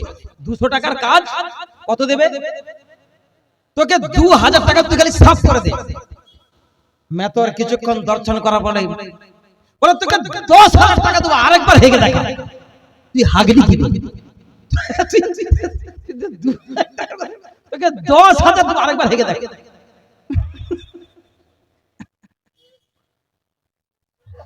ও জীবনের হাঁকতে পারবে? কথা বলো। একটুকু রোমান্টিক দিলাম এই জন্য, দুনিয়াতে যতদিন বেঁচে থাকি না, সারা দুনিয়া হই হই টং টং, ব্যবসা বাণিজ্য, কেমন টাকা কামাতে সারা করছে, আল্লাহর ঘরে কেউ মাথা ঠেকায় না, আল্লাহর ঘরে কেউ যায় না। বিরাট সিয়ানা, বিরাট চালাক, তুই কি বুঝি, কিরকম তর্ক করে দেখা, তুই কি বুঝি, তুই কি বুঝি, তুই বেশি বুঝি, তুই বেশি বুঝি, যাও যাও, ওই তুই যা যা, তোর মতো কত দেখে নিয়েছি, এরকম বলে না, বলেন কথা বলে না কেন? যখন আপনাকে কেউ বলবে তুই কি বুঝিস, আপনি যদি কথা বলেন, ভাই আমি কিছু বুঝিনি, আল্লাহ তোমাকে জ্ঞান দিয়েছে, তুমি বোঝো, ওর পরের লাইন চেঞ্জ হয়ে যাবে, না না ভাই আমি কিছু বুঝিনি, তুমি বোঝো। আর আমরা তোর মতো কত দেখেছি, তোর মতো কত দেখে নিয়েছি, হয় না, হয় না? এই উটম্বরী অহংকারী আল্লাহ কখনো পছন্দ করে না। অতি সিয়ানা হয়ে না, সর্বনাশ হয়ে যাবে। তো আসুন, আল্লাহ রাব্বুল আলামিন তার মেহবুবকে কত আদর্শবান নবী করে আমাদেরকে প্রেরণ করেছিলেন, যে আপনার কল্পনার বাইরে এত বিশ্ব নবী, এত সুন্দর নবী, এত আখলাক ওয়ালা নবী, এত চরিত্রবান নবী যা জীবনে খুঁজে পাবে না। আমার আপনার বিশ্ব নবী আলাইহিস সালাতু ওয়াস সালাম একবার মক্কা থেকে বিতাড়িত হতে হলো, এত জুলুম অত্যাচার, সীমা লঙ্ঘন হলো, মক্কা থেকে বিতাড়িত হলো। আল্লাহ বলেন, এখন চলে যাও, এখন বেরিয়ে যাও। আমার মেহবুব আপনি ঘাবড়ে যাবেন না, আপনি পেরেশান হবেন না, আমি রব্বুল জালাল আমার ইজ্জতের কসম, আজকের মক্কা ভূমি ছেড়ে দাও, একটা দিন আসবে শুধু মক্কা নয় গোটা জাহানকে তুলে আপনার মুঠাই করে দেব ইনশাআল্লাহ। সুবহানাল্লাহ বলেন। আল্লাহ পারে না, পারে না, কথা বলো, পারে না, পারে না। চলে গেলেন মদিনা। মদিনাতে দোয়ার সাথে সাথে ক্যাচ হয়েছে, ঈমান কবুল। কেন? একটু ফেকড়া বার করে। ইয়ামানের একটা বাদশা ছিল তুব্বা, তার নাম ছিল তুব্বা, নামগুলো মনে রাখবেন। তুব্বা যে এলাকা দিয়ে যেত 6,000, 8,000, 10,000 করে সৈন্য নিয়ে, যে এলাকা দিয়ে ওই এলাকা জয় করতে করতে বেরোতে, এত তাবড় বাদ ছিল। কিন্তু ঈসাই ধর্মের মানুষ ছিল, ঈসা নবী কিতাব মানত। 400 জন উলামার জামাত ছিল ওর সৈনিকদের মধ্যে, 400 জন আলেমদের, তাদের কথা অনুযায়ী কাজ করত। কিন্তু খুব উটম্বরী অহংকারী ছিল, যে এলাকা দিয়ে গুজরাতে সে এলাকা দখল করতে করতে যেত, এত পাওয়ারফুল ছিল। হাতির লস্কর, ঘোড়ার লস্কর, উটের লস্কর, সৈন্যবাহিনীর অস্ত্র শস্ত্র, যে দেখতে ঘাবড়ে যেত। যে এলাকা দিয়ে যেত চৌপাট করে জয় করতে করতে যেত, সব দখল করতে করতে যেত। তো যখন মক্কা ভূমিতে শুনছেন, মক্কা ভূমিতে যখন এসেছে, মক্কার লোকেরা কেউ গ্রাহ্যই করে না, এত সৈন্য সামন্ত উট হাতি কিছু থেকে কোনো গ্রাহ্যই করে না। তুব্বা তো অবাক, আমার প্রভাব পড়ছে না কেন? ওই যে 400 জন আলেমদের জামাত ছিল, ওদেরকে জিজ্ঞাসা করা হলো যে আমার এত বড় কাফেলা দেখে সকলে কেঁপে যায়, এরা কেমন শহরের মানুষ, এরা ভুলো কেমন করছে না, যে যারা কাছে করছে দেখেও দেখে। তো উলামাদের টিম বসে তারা তাদের কিতাব থেকে বার করে বলছে এই মক্কা আমার একটা শহর, এখানকার মানুষেরা একজনের কাছে মাথা নত করে, বাদ বাকি কারোর কাছে মাথা নত করে না, সেটা হলো এদের বাইতুল্লাহ কাবা শরীফ। এই ছাড়া এরা কাউকে সম্মান করে না, সেটা যদি সম্মান করে এই বাইতুল্লাহকে সম্মান করে, এছাড়া পৃথিবীর কাউকে কিছুই মনে করে না।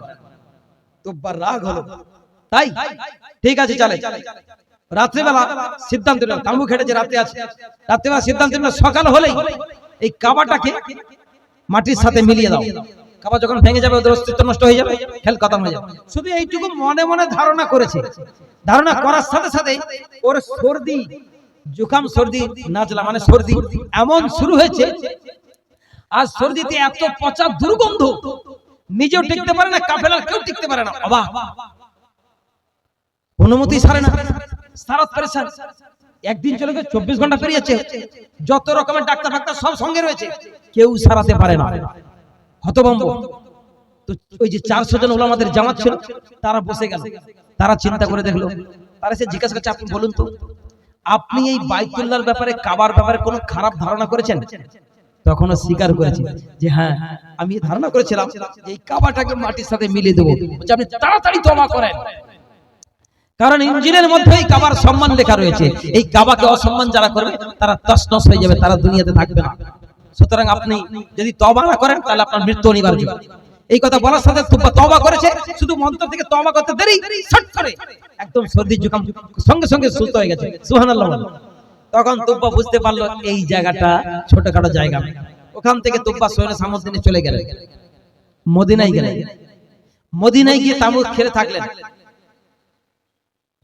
মদিনাতে গিয়ে সেখানে থাকার পরে ওই যে 400 জনের উলামাদের জামাত মদিনাতে পা রাখার সাথে সাথে তারা বুঝে গেছে এইখানে সেই আখরি চেরাগের, আখরি নবীর এইখানে বাসস্থান হবে।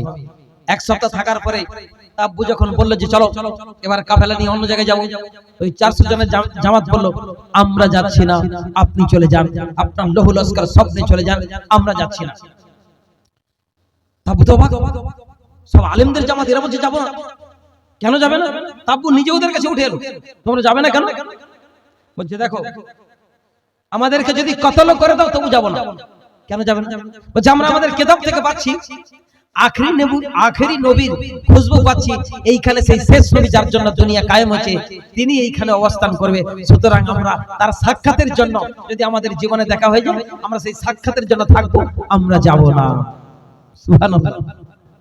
তাব্বু চিন্তা করলো তাই যদি হয় তাহলে তোমাদেরকে এমনি ছেড়ে যাব না।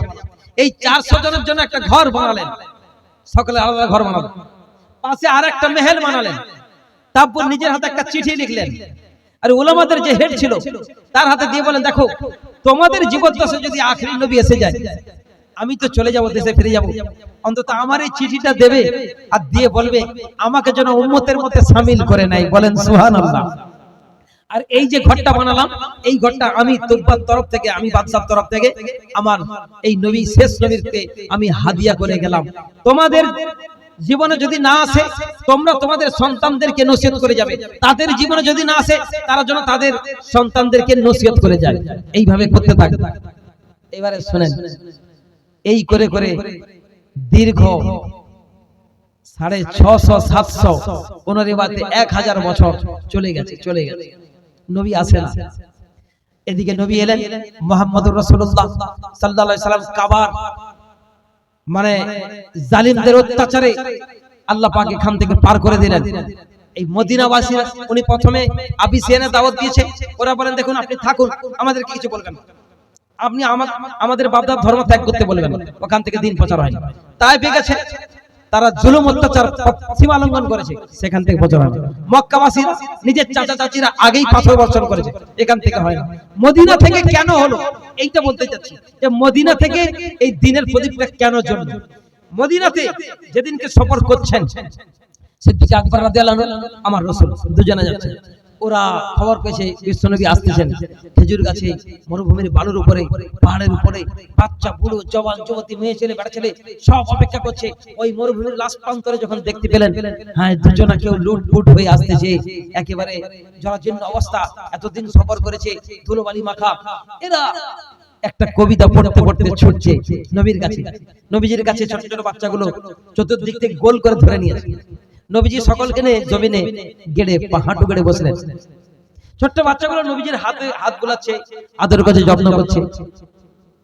নবীজি আমার বিশ্বনবী আলাইহিস সালাম তিনি ওই বাচ্চাদেরকে জড়িয়ে ধরে বলে, তোমরা আমাকে পাথর মারবে না তো, তোমরা আমার পথে কাঁটা বিছাবে না তো, তোমরা আমার প্রতি নাড়ি ভুড়ি চাপাবে না তো। মানে জালিমরা মক্কাবাসীরা এত অত্যাচার করেছে। নবীজি যখন সাজদার হাতে থাকতো, এই জালিমরা আগের দিনকার পচা নাড়ি ভুড়ি গোবর মাখা সহ নিয়েছে, এত ঢাকা ঢেকে দিত, নবীজি বার হতে পারতেন না। আম্মা জান ফাতেমাতুজ জাহরা 6 বছরের মা আমার ছোট্ট ছোট্ট হাত দিয়ে ওই নাড়ি ভুড়ির ভেতর দিয়ে হাত ঢুকে দিয়ে আব্বার হাতটা ধরতেন, ওখান থেকে টানতেন। আমার আপনার দয়ার নবীজি কোন রকম ওখান থেকে বার হয়ে ফাতেমাকে বুকে জড়িয়ে ধরে বলতো, ফাতেমা তোমার আব্বার এই কষ্টের দিনটা একদিন সূর্য উদয় থেকে ডুবন্ত পর্যন্ত গোটা পৃথিবীর কাঁচা পাকা ঘরে একদিন এই দিনটা প্রবেশ করে যাবে। ফাতেমা তুমি চিন্তা করো না, কেঁদো না। কি কষ্ট সহ্য করেছেন। এই বাচ্চাদেরকে, মদিনা বাচ্চাদেরকে ধরে বলছে, তোমরা আমাকে মারবে না তো, তোমরা আমার উপরে পাথর বর্ষণ করবে না তো, তোমরা আমার পথে কাঁটা বিছাবে না তো, তোমরা আমার উপরে নাড়ি ভুড়ি চাপাবে না তো। ছোট্ট বাচ্চাগুলো বলে, ইয়া রাসূলুল্লাহ, ইয়া হাবিবাল্লাহ, আমরা তো না দেখে ইয়াকিন করে নিয়েছি, যাকে দেখতে এত হুসন হাসিন, যাকে দেখতে এত জামাল ও কামাল, যার জবানের কথার আদর্শ এত সুন্দর, তাকে মারে তো মারে কি করে? ইয়া রাসূলুল্লাহ, আপনার নকশে কদমে ইশারাতে আমরা আমাদের জীবন কুরবান করে দেব, আপনি আমাদেরকে গোলাম হিসাবে চালান। বলেন সুবহানাল্লাহ। এটা কারা? সেই 400 জন আলেমদের বংশজাত, তারা আস্তে আস্তে তারা তাদের বাচ্চাকে নসিহত করে করে করে গেছে। এই জন্য মদিনা থেকে দিনের চিরাগ জ্বলেছিল। বলেন সুবহানাল্লাহ। আমার বলার উদ্দেশ্য বাবাজিরা, সেই কোরআন আজও আছে, বাচ্চাদেরকে আলেম বানান, তাদেরকে ভালো নসিহত করে যান। কিয়ামত পর্যন্ত যত বংশ পিঢ়ি আপনার আসবে, আপনি আমি কবরে গিয়ে তার স্বভাব পেতে থাকবো। আজ সারা পৃথিবীতে যত দ্বীনের ঝান্ডা, যত মাদ্রাসা, যত মৌলভী, যত হাফেজ, যত কারি, যত উলামায়ে দ্বীন বাড়ছে, সেই মদিনাবাসীরা পাচ্ছে না, পায়নি? কথা বলেন না কেন? সেখান থেকে দ্বীন প্রচার হয়েছিল, তারা কবুল করেছিল। 10 বছর মদিনায় থাকার পরে, এইবার শুনেন গায়ের লোম দাঁড়িয়ে যাবে। মাত্র 10 বছর, কি নবীজির মেহনত! নূহ আলাইহিস সালাম 950 বছর দাওয়াত দেওয়ার পরে, আগেকার নবীরা তো বাঁচত, 950 বছর দাওয়াত দেওয়ার পরে মাত্র কোন রেওয়াতে 7 জন, কোন রেওয়াতে 20 জন, কোন রেওয়াতে আবার 3 জন, কোন রেওয়াতে 40 জনের বেশি তার উম্মত হয়নি। আমার আপনার দয়ার নবী মাত্র 10 বছর, মাত্র 10 বছর মদিনার জমিন থেকে মেহনত শুরু করেছে। আল্লাহর কসম, পৃথিবীর অপর প্রান্তর থেকে, শুধু অপর প্রান্তর না, একটু লক্ষ্য করুন, আরবের মরুভূমির প্রান্তর পাড়ি দিয়ে আরব সাগর অতিক্রম করে ভারতের ভূখণ্ড পর্যন্ত এই দ্বীনের প্রদীপটা জ্বালিয়ে প্রমাণ করে দিয়েছে নবীজির পাওয়ার কত ছিল। বলেন সুবহানাল্লাহ।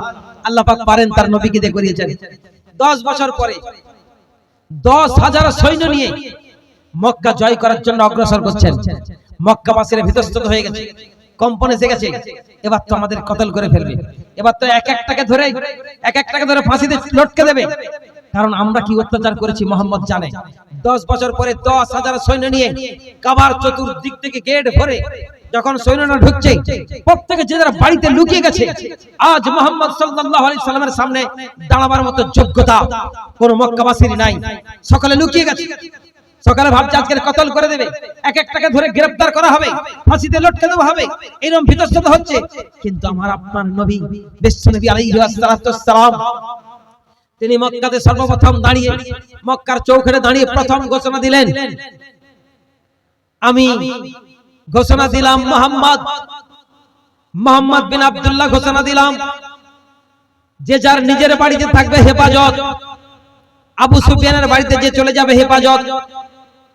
আজ কোন মহিলার প্রতি, পুরুষের প্রতি, বাচ্চার প্রতি জুলুম করা হবে না। আমি নবী মুহাম্মদ, আমি প্রতিশোধ নিতে আসি না, আমি আজকের সকলকে ক্ষমার ঘোষণা দিলাম, আমি ক্ষমা করতে এসেছি। সুবহানাল্লাহ। এবারে এলান করলেন, হ্যাঁ ভাই, বাইতুল্লাহর চাবিওয়ালাকে ডাকো, যার কাছে চাবি আছে।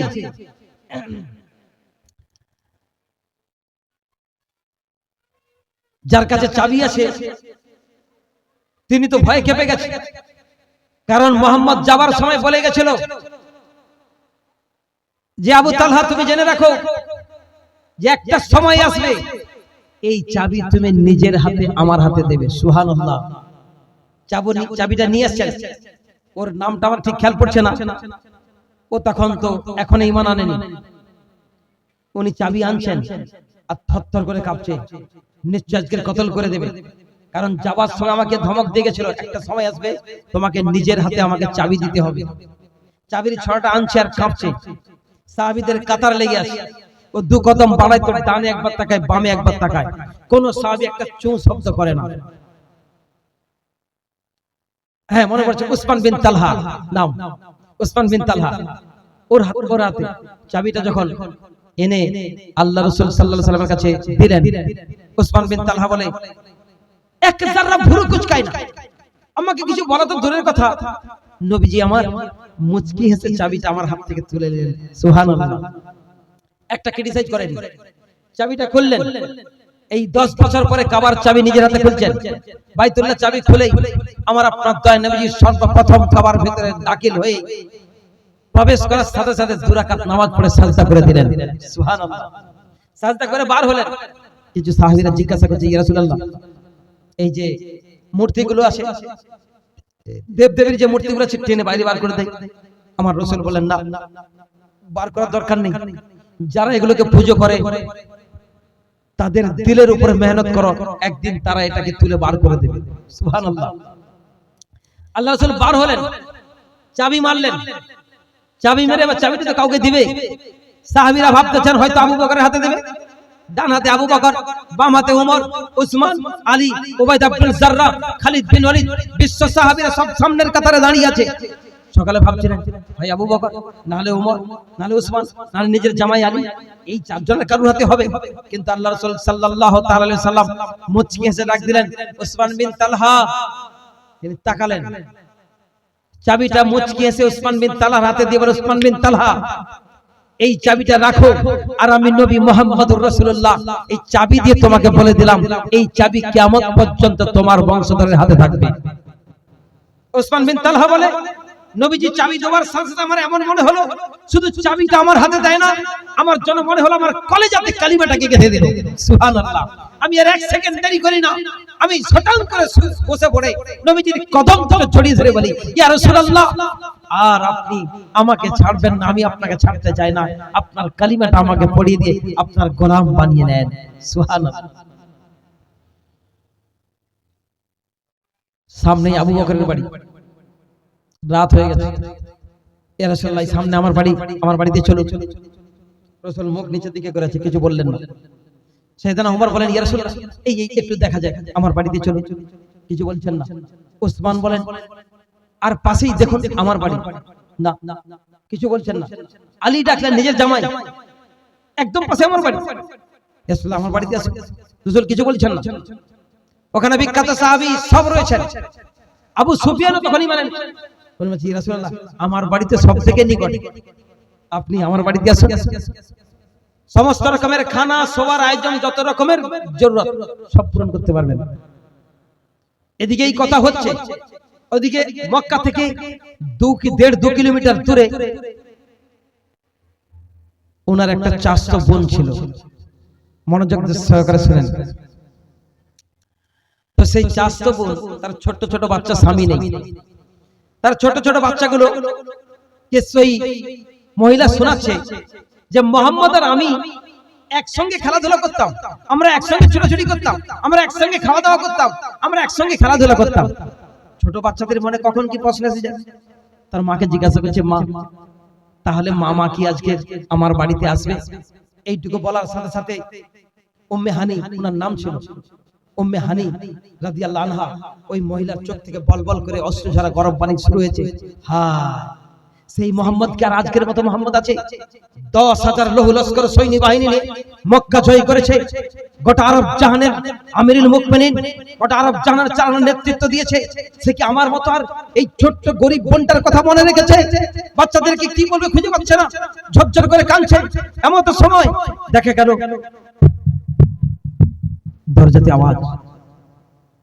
উম্মে হানি ছুটে গেলেন, ছুটে গিয়ে দরজা খুলে দেখেন আল্লাহর কসম আমার আপনার বিশ্ব নবী মুহাম্মদুর রাসূলুল্লাহ সাল্লাল্লাহু আলাইহি ওয়াসাল্লাম দাঁড়িয়ে আছেন। বলে আসসালামু আলাইকা ইয়া উম্মে হানি। ইনি অবাক হয়ে ওয়া আলাইকুম আসসালাম ইয়া রাসূলুল্লাহ, আপনি আমার বাড়িতে? আমার রাসূল বলেন উম্মে হানি এখানে দাঁড়িয়ে কথা বলবো, ভেতরে কি ডাকবে না? ইয়া রাসূল আপনি আসুন। ভাই যারা হাত ধরে ভেতরে ঢুকেছে। উম্মে হানি উনি ছিল 10 বছরের বড়, আল্লাহ রাসূল ছিল ছোট, 7-8 বছরের কমসে কম উম্মে হানি বড় ছিল। উম্মে হানি এত অভাবগ্রস্ত, তার স্বামী ছিল না, বেশ কয়েকটা বাচ্চা ছিল। উম্মে হানি যে বসতে দেবে সেইটুকু বাড়িতে একটা চাটাই ছিল না। একটা খেজুর পাতার শীতল পাটির চাটাই বিছেছে, তার কয়েক জায়গার ছেঁড়া। উম্মে হানি ছুটে গিয়ে একটা উড়না টেনে নিয়ে আসে, চাটাইয়ের উপরে বসিয়ে আমার আপনার দয়ার নবীজিকে বলছেন ইয়া রাসূলুল্লাহ আপনি এখানে বসুন। রাসূল বসলেন। রাসূল বসে মনটা খুব শুকনো, উম্মে হানির দিকে চেয়ে বলে উম্মে হানি তোমার বাড়িতে কি খাবারের কোনো কিছু ব্যবস্থা আছে?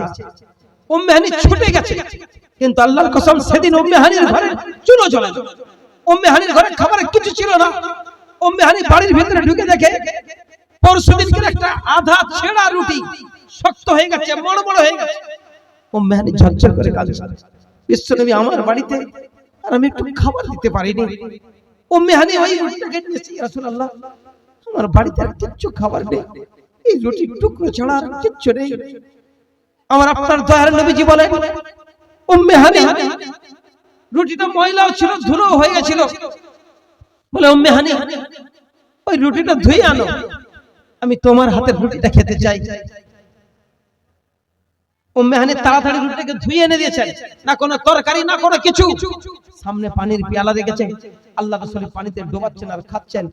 উম্মে হানিকে বলছে উম্মে হানি আবু বকর, ওমর, ওসমান, আলী, উবাইদা, আব্দুল যাররা, খালিদ বিন ওলীদ, তালহা, উরাইরা, আবু সুফিয়ানের বাড়িতে সবকিছু ছিল, আমাকে ডেকেছিল, আমি যাইনি।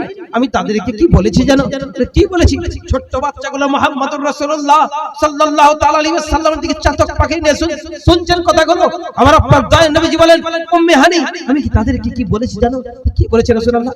বলেছে আমার একটা বোনের বাড়ি আছে, সেটা থাকতে থাকতে আমি তোমাদের কাছে যাই কি করে? কারা করে শুনেন, বিশ্বনবী আলাইহিস সালাম একটা চাচতো বোনকে বলে যায় না। আজ জায়গা জমি নিয়ে বাপ মরে গেলে কিভাবে বোনের আত্মসাৎ করে নেওয়া যায়, ভাইদের প্ল্যান চলে। আমার আপনার বিশ্বনবী আলাইহিস সালাম তিনি অবাক দৃষ্টিতে বলছেন আমি তাদেরকে বলেছি আমার একটা বোন আছে, বোনের বাড়ি থাকতে থাকতে আমি তোমাদের কাছে যাই কি করে? আমি সকালের ঘর বালাখানা বিল্ডিং সব ইনকার করে দিয়ে আমি তোমার ঝোপড়াতে ছুটে এসেছি। উম্মে হানি আজ আমি তোমার সাথে বসে কিছু কথা আলাপ করতে চাই।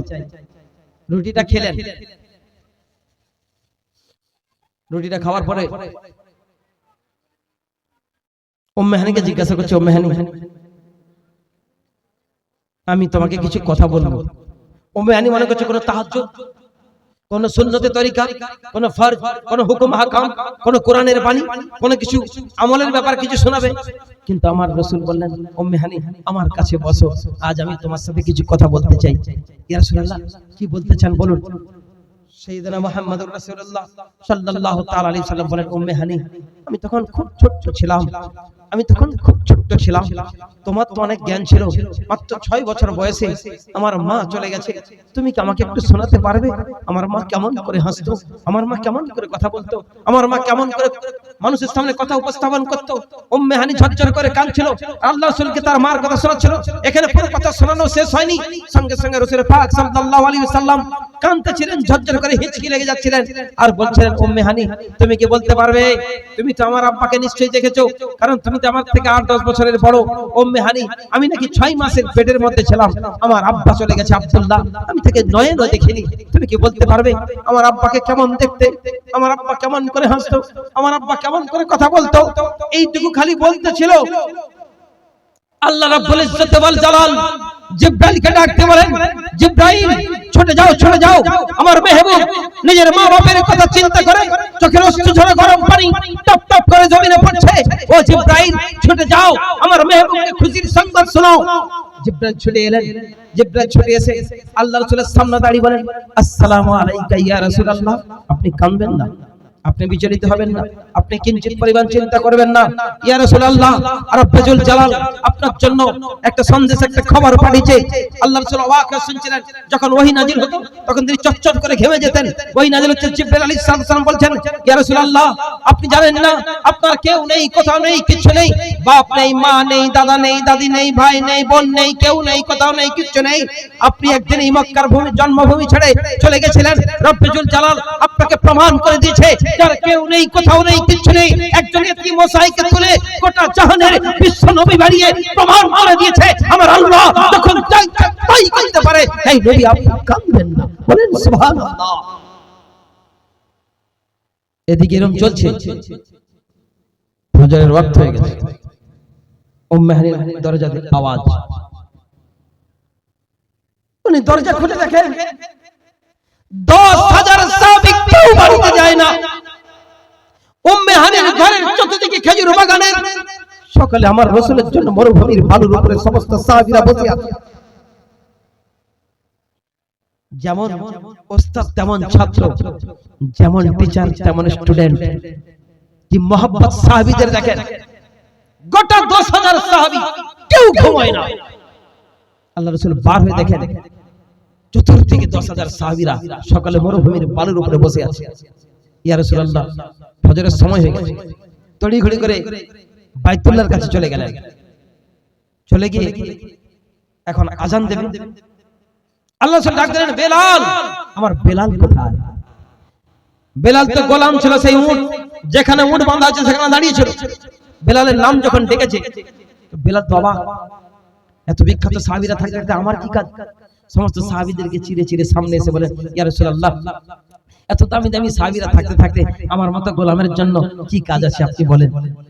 ও বেলাল, আজকের ওহী নাজিল হয়েছে, ও বেলাল তুমি কাবার উপরে উঠে যাও, কাবার উপরে দাঁড়িয়ে আজ এই বিশ্ব জাহান জগৎবাসীর জন্য আযান দাও।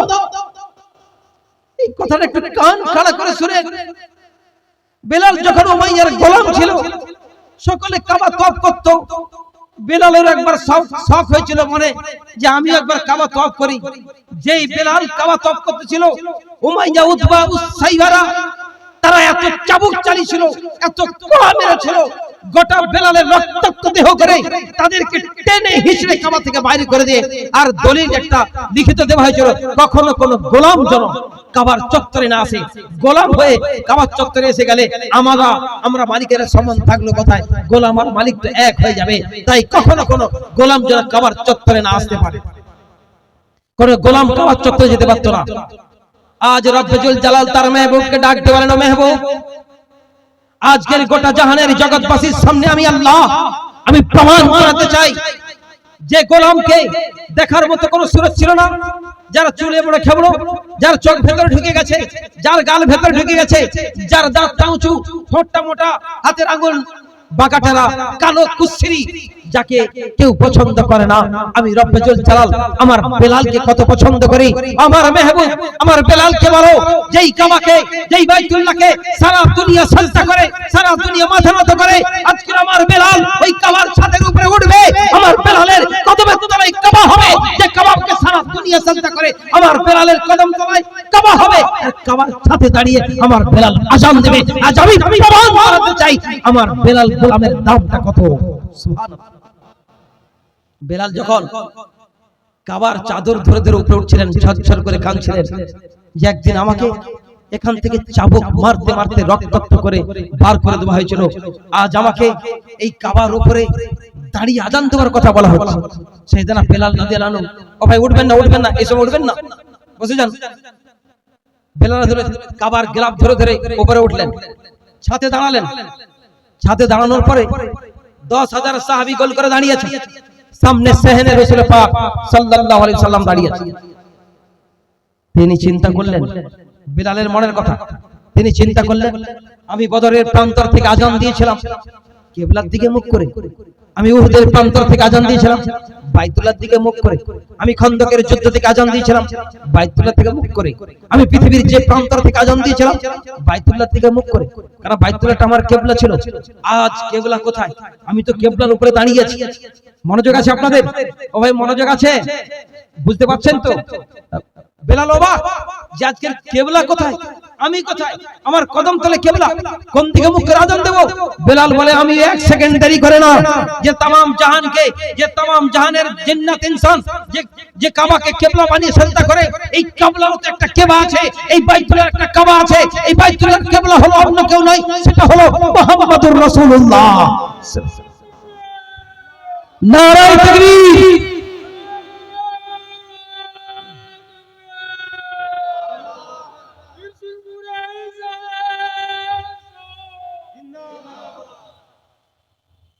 তো বেলাল বলে আমি 1 সেকেন্ড দেরি করে না, আমি আমার হাতটা কানে লাগিয়ে আমার নবীজিকে কিবলা বানিয়ে আমি আযান দিতে শুরু করেছি।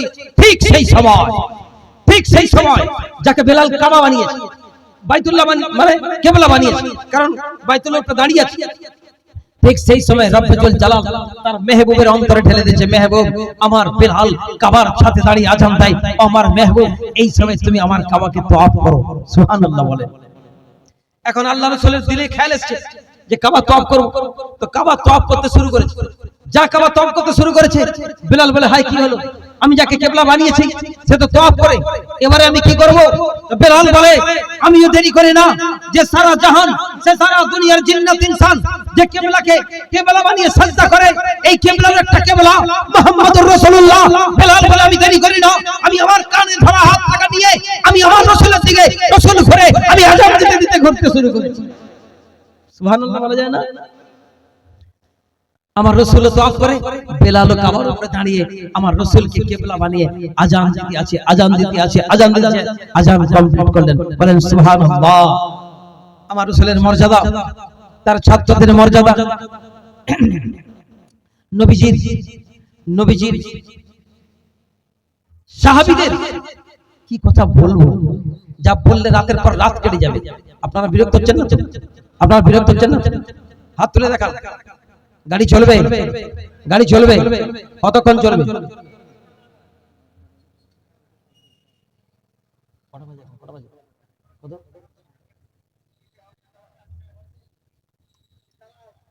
একবার আল্লাহ রাসূল সাল্লাল্লাহু তাআলা আলাইহি ওয়াসাল্লাম, এবার গভীর মনোযোগ, আমি এবারে সংক্ষেপে নিয়ে যাচ্ছি। বিশ্বনবী আলাইহিস সালাম আম্মা জান আয়েশার ঘরে ঢুকেছেন। আয়েশার ঘরটা কত বড়!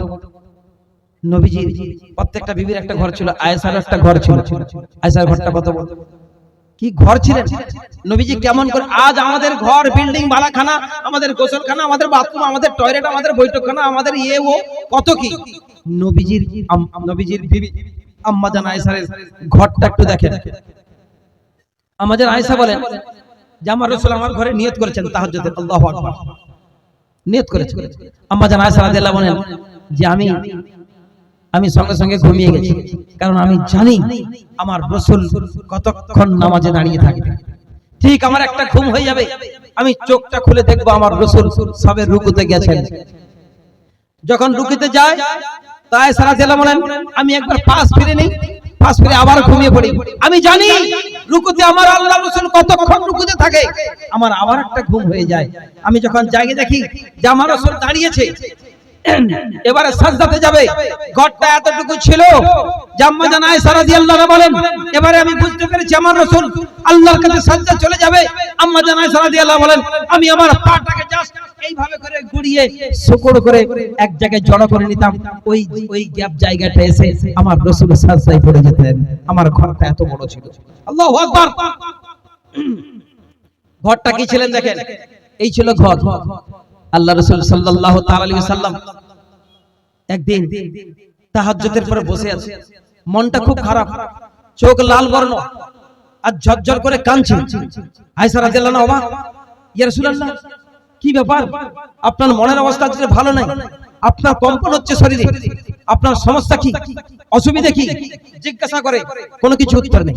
জিজ্ঞাসা করে, কোনো কিছু উত্তর নেই।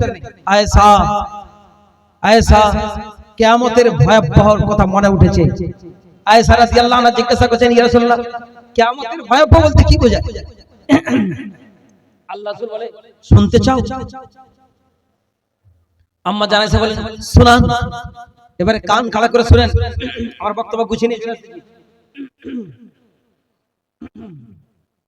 আম্মা জান আয়েশা রাদিয়াল্লাহু আনহা বলেন, ইয়া রাসূলুল্লাহ শুনান, কিয়ামতের ভয়াবহ বলতে কি? বলে, আয়েশা জাহান্নামের ৭০,০০০ গলা হবে, কণ্ঠনালী। কত হাজার? কথা বলেন। ৭০,০০০ গলা হবে, এক একটা গলাতে ৭০,০০০ করে শিকল আংটা পরানো হবে।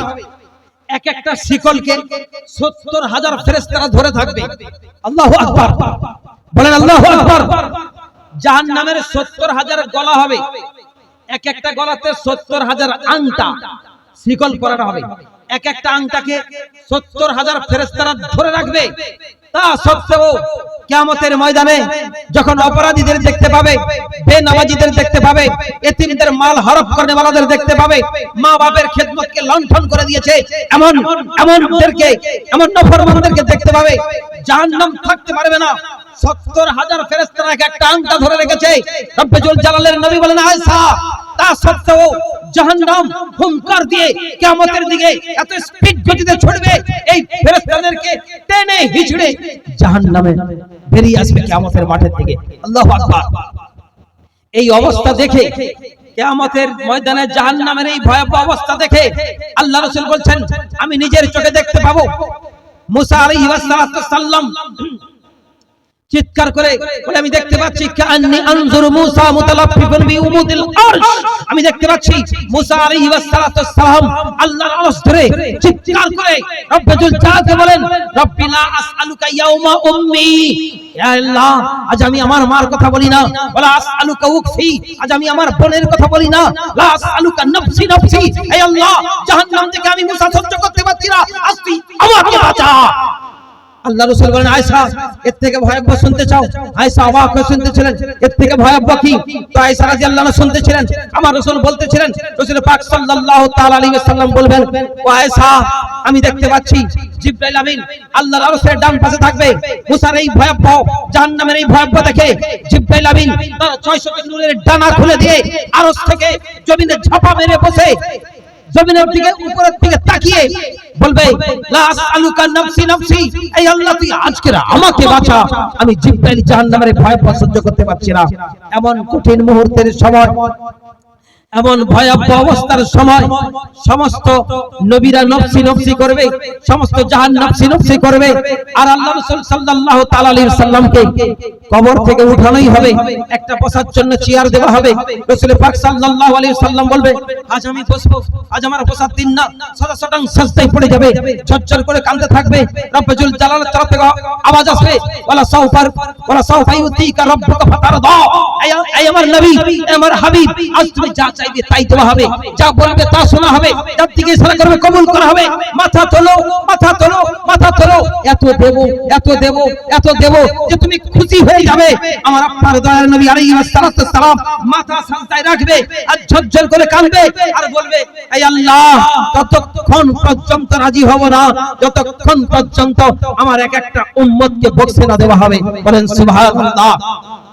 এখানে পড়ে থাকবেন, জিবরাইল আমিন ছুটে আসবেন, জিবরাইল আমিন ছুটে এসে বলবেন, ইয়া রাসূলুল্লাহ আপনি এখানে সময় অতিবাহিত করছেন, ওখানে ফুলসিরাতের কাছে অনেক উম্মত খাচ করে জাহান্নামে পড়ে যাচ্ছে, আপনি এখানে সময় অতিবাহিত করছেন।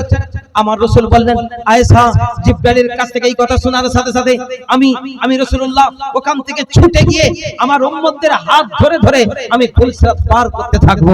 বলেন না সুবহানাল্লাহ। ওখানে কিছু সময় চলে যাবে, কিছুক্ষণ পরে জিবরাইল ছুটে আসবে, ইয়া রাসূলুল্লাহ আপনি এখানে সময় অতিবাহিত করছেন, ওখানে মিজানের পাল্লার সামনে সরি, ওখানে হাউজে কাউসারের সামনে পিপাসায় তাদের ছটফট করে জিভটা হাঁটু পর্যন্ত বেরিয়ে এসেছে। আপনার উম্মত পিপাসায় ছটফট করছেন আর আপনি এখানে সময় অতিবাহিত করছেন। ও আয়েশা, আমি জিব্রাইলের কথা শোনার সাথে সাথে আমি রাসূলুল্লাহ ওখান থেকে ছুটে বেরিয়ে হাউজে কাউসারের কুয়ার কাছে দাঁড়িয়ে আমি নিজের হাতে পানি তুলে তুলে আমার উম্মতদেরকে পান করাবো। একবার পান করার পরে জান্নাতে যাবে আগা পর্যন্ত, আর তাদের পিপাসা লাগবে না। ওখানে কিছু সময় অতিবাহিত হবে, জিব্রাইল ছুটে আসবে।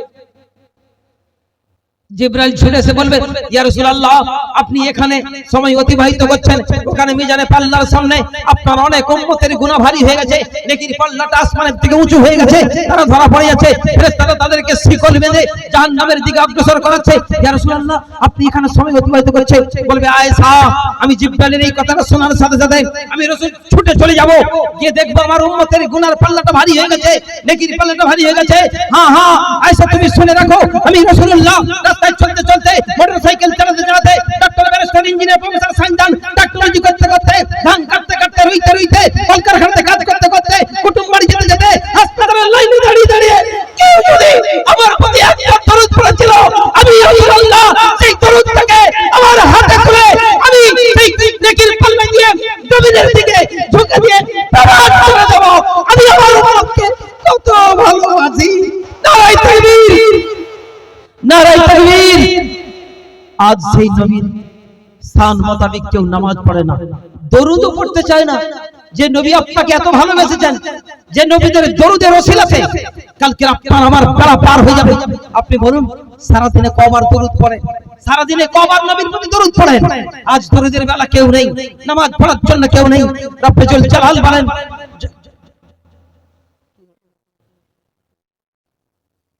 যখন কোন এই সম্মানিত উঁচু মাথাটা যখন কেউ সাজদায় রেখে দেয় না, আমার আল্লাহ কত খুশি হয় জানেন? বলবো না, ছেড়ে দেবো? কথা বলেন না কেন? তিনি বলেন, আমি শুধু খুশি হই না, এত খুশি হই যে ফেরেশতারা ইনকার করেছিল তোমাদেরকে সৃষ্টি করার জন্য। আমি সেই ফেরেশতাদের ডাক দিয়ে বলি, দেখো কেমন করে তার সম্মানিত উঁচু মাথাটা সাজদায় রেখে দিয়েছে, চোরের মতো নাক লগড়ে দিয়েছে। ফেরেশতারা সাক্ষী থাকো, শুধু একে নয়, এর সাথে সাথে এর আব্বা মাকে ক্ষমা করে দিলাম। সুবহানাল্লাহ। নামাজ, নামাজ, নামাজের গুরুত্ব। আমি নামাজের কথা বলছি। জলসা শোনার পরের দিনে কেউ নামাজ পড়ে না।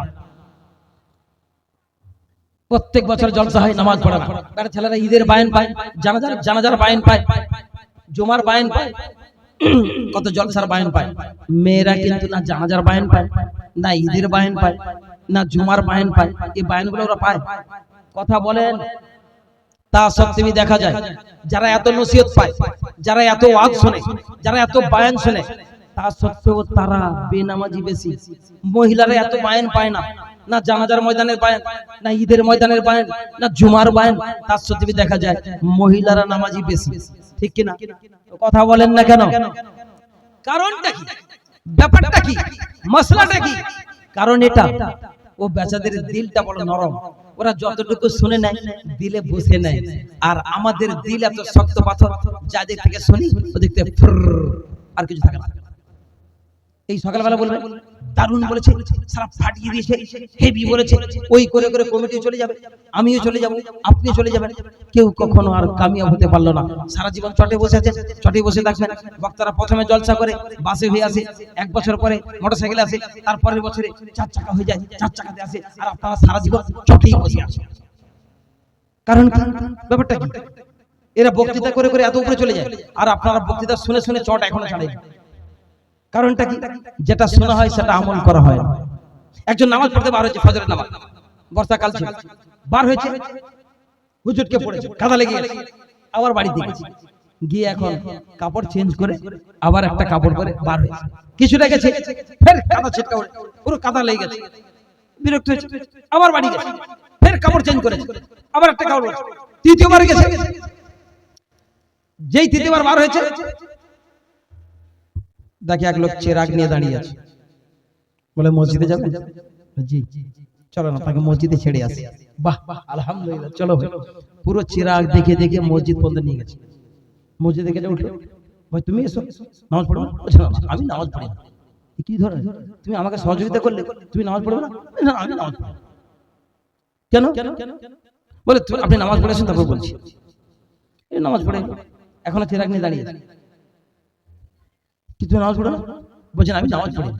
কেন পড়ো না? বলছো কথা পারতেন আপনাকে ঘরে পৌঁছে দেবো না, আগে বলো তুমি এত উপকার করেছো, তোমার তো একটু শুকরিয়া আদায় করার দরকার আছে, তোমার পরিচয় দাও কে তুমি। ও বলছে পরিচয় নেওয়ার দরকার নেই, বাস এতটা উপকার করতে পেরেছি এটাই শুকরিয়া। বলছে না ছাড়া যাবে না, তুমি কে? তো বলছে আমি কে জানো, আমি হলাম মিস্টার ইবলিস। কে? ইবলিসও মাঝে মাঝে কাছে পড়ে যায়, তুমি চেরাক দেখালে, তুমি আমাকে নামাজ পড়তে দিয়ে দেবে। হ্যাঁ কেন? এটা আমার মজবুরি। তোমার কিসের মজবুরি? কান খাড়া করে শুনেন, যে তোমার যে নামাজের হসলা, তোমার যে নামাজের মহব্বত, প্রথমবার যখন পড়েছিলে কাপড় খারাপ হয়েছিল, তুমি আবার গিয়ে দ্বিতীয়বার যখন কাপড় পরে আসো, তোমার এই নামাজের চাহাত দেখে, এখনো তুমি নামাজ পড়োনি, তোমার এই চাহাত দেখে তোমার বাড়ির আব্বা মা ভাই বোন স্ত্রী পুত্র পরিজন যা ছিল সকলকে ক্ষমা করে দিয়েছে আল্লাহ পাক। সুবহানাল্লাহ বলেন, সুবহানাল্লাহ বলেন না, কিটেরা সব সুবহানাল্লাহ বলেন, হাড় কিটেরা সব সুবহানাল্লাহ বলেন।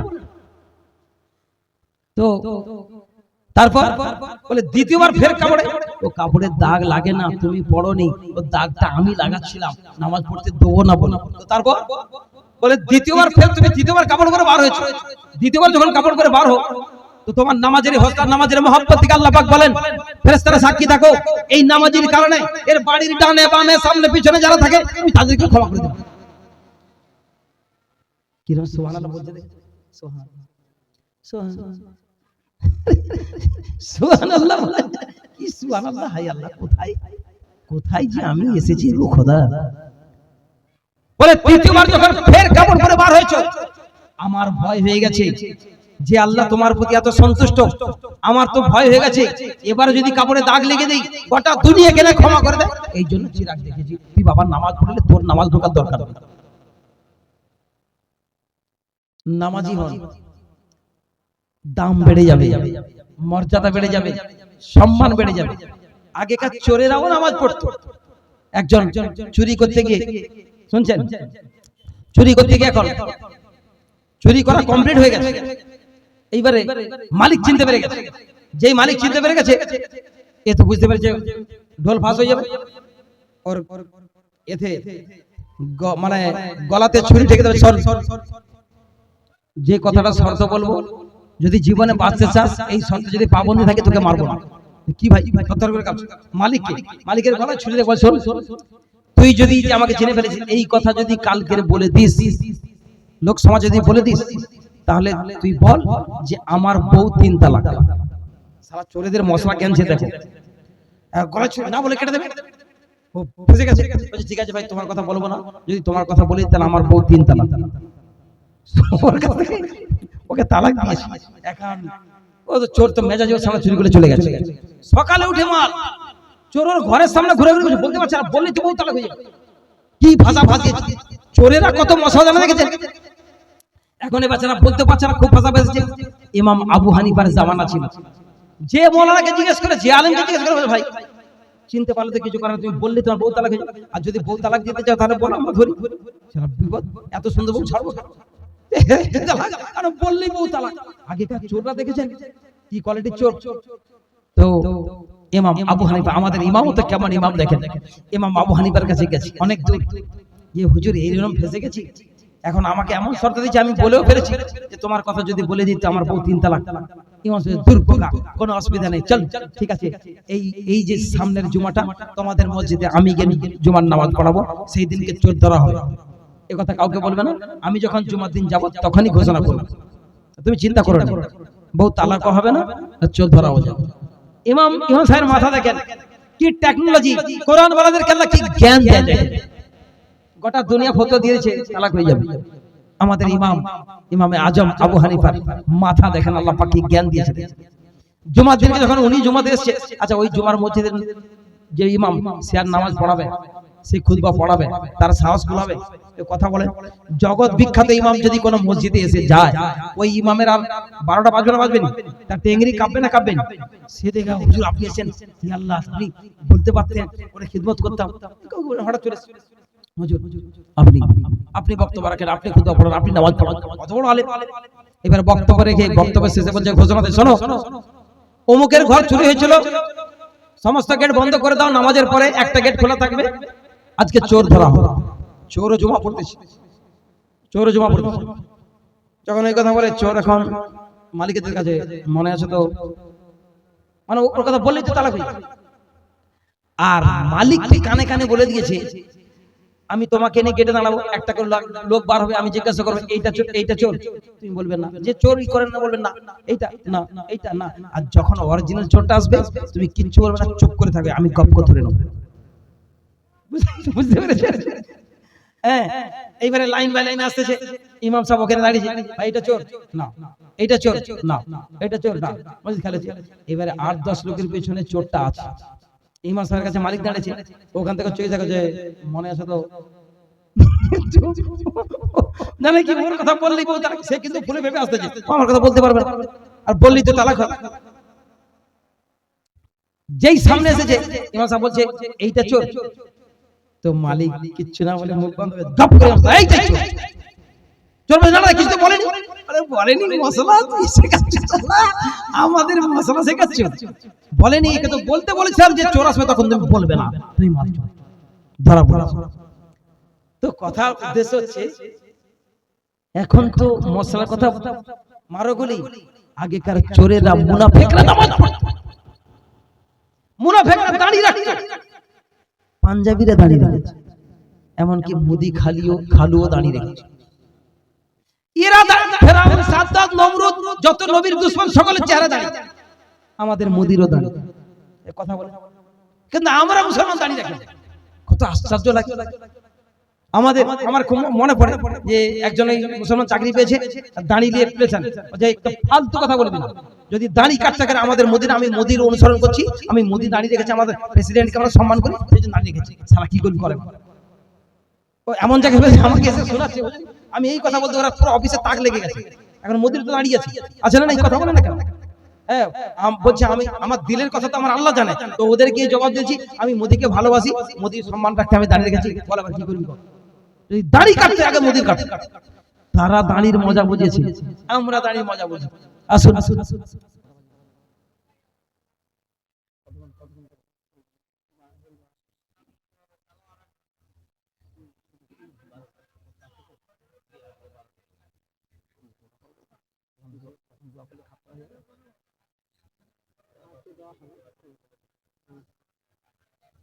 আচ্ছা আচ্ছা, আমাকে সমাজের পরিস্থিতি, দেশের পরিস্থিতি হিসাবে আমার টাইম শেষ হয়ে আসছে, 12টা বাজতে চলেছে। আমাকে একটু দোয়া করার কথা বলা হচ্ছে, শেষ দোয়া না, শেষ দোয়া, প্রধান বক্তা আসতেছেন, শেষ দোয়া করবেন, তাই আপনাদেরকে একটু দোয়া করব। একটু সাল্লাল্লাহু আলাইহি ওয়াসাল্লাম আমরা পড়ি, 11 বার সাল্লাল্লাহু আলাইহি ওয়াসাল্লাম।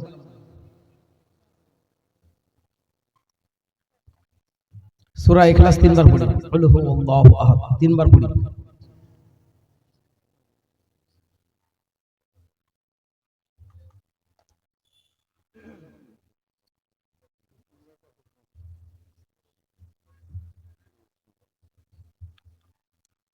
লাস্টে সাল্লাল্লাহু আলাইহি ওয়াসাল্লাম আবার 11 বার পড়ি।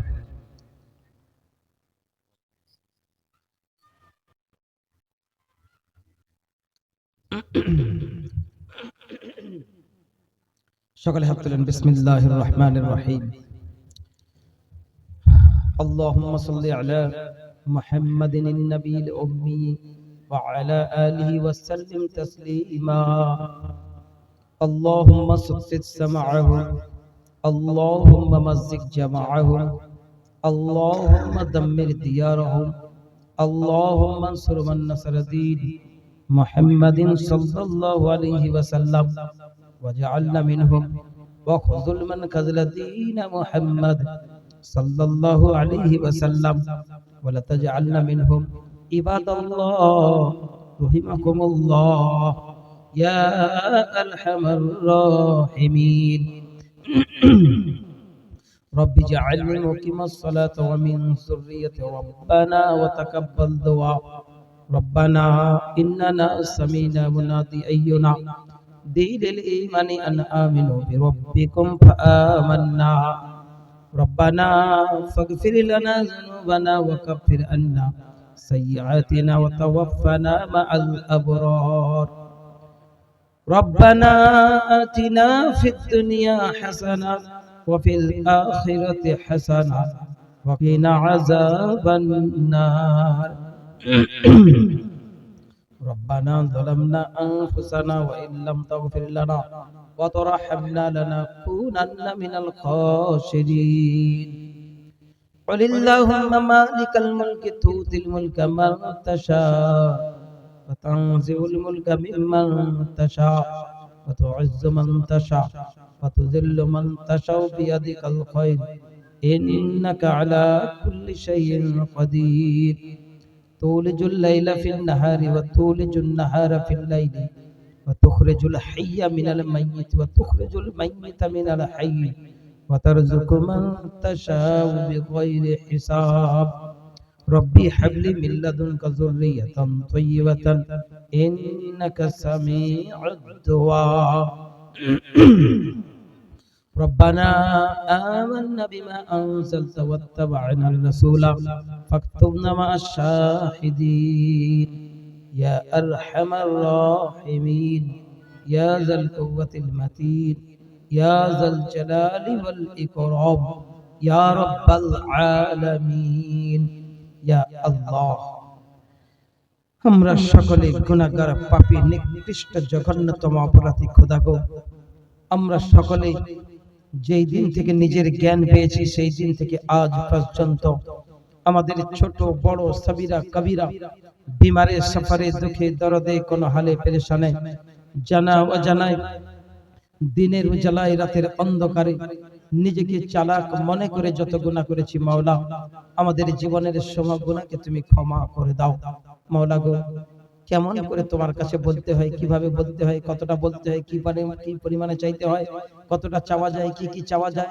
আমরা কিছুই জানি না তোমার কাছে বলতে গিয়ে আমাদের জবান থেকে এমন কোন কটু শব্দ না বেরিয়ে যায় যার দ্বারা তুমি রাগান্বিত হয়ে যাবে নারাজ হয়ে যাবে তাই সর্বপ্রথম তোমার কাছে দরখাস্ত করি ওগো দয়াময় প্রভু সমস্ত রকমের কটু বাক্য থেকে হেফাজত করে তোমার হাবিবের সাহাবাজ মাইনদের মতো কেঁদে কেঁদে তোমার কাছে কিছু চাওয়া পাওয়ার তৌফিক তুমি দান করে দাও ওগো আল্লাহ আজ আমরা এত গুনাহগার হওয়া সত্ত্বেও তোমার মতো মহান বাদশার কাছে হাত তোলার সৌভাগ্য তুমি দান করেছো তাই তোমার কাছে শুকরিয়া আদায় করি ওগো আল্লাহ আমাদের শুকরিয়াকে তুমি কবুল করে নাও ইয়া ইলাহি এখানে যত মানুষ বসে আছে বুড়ো বাচ্চা জওয়ান যুবতী মহিলা পুরুষ যারা মাইকের আওয়াজ শুনে হাত তুলে আছে আমরা সকলে যেই দিন থেকে নিজের জ্ঞান পেয়েছি সেই দিন থেকে আজ পর্যন্ত আমাদের ছোট বড় সাবিরা কবিরা বিমারে সফরে দুঃখে দরদে কোন হালে পেরেশানে জানা অজানায়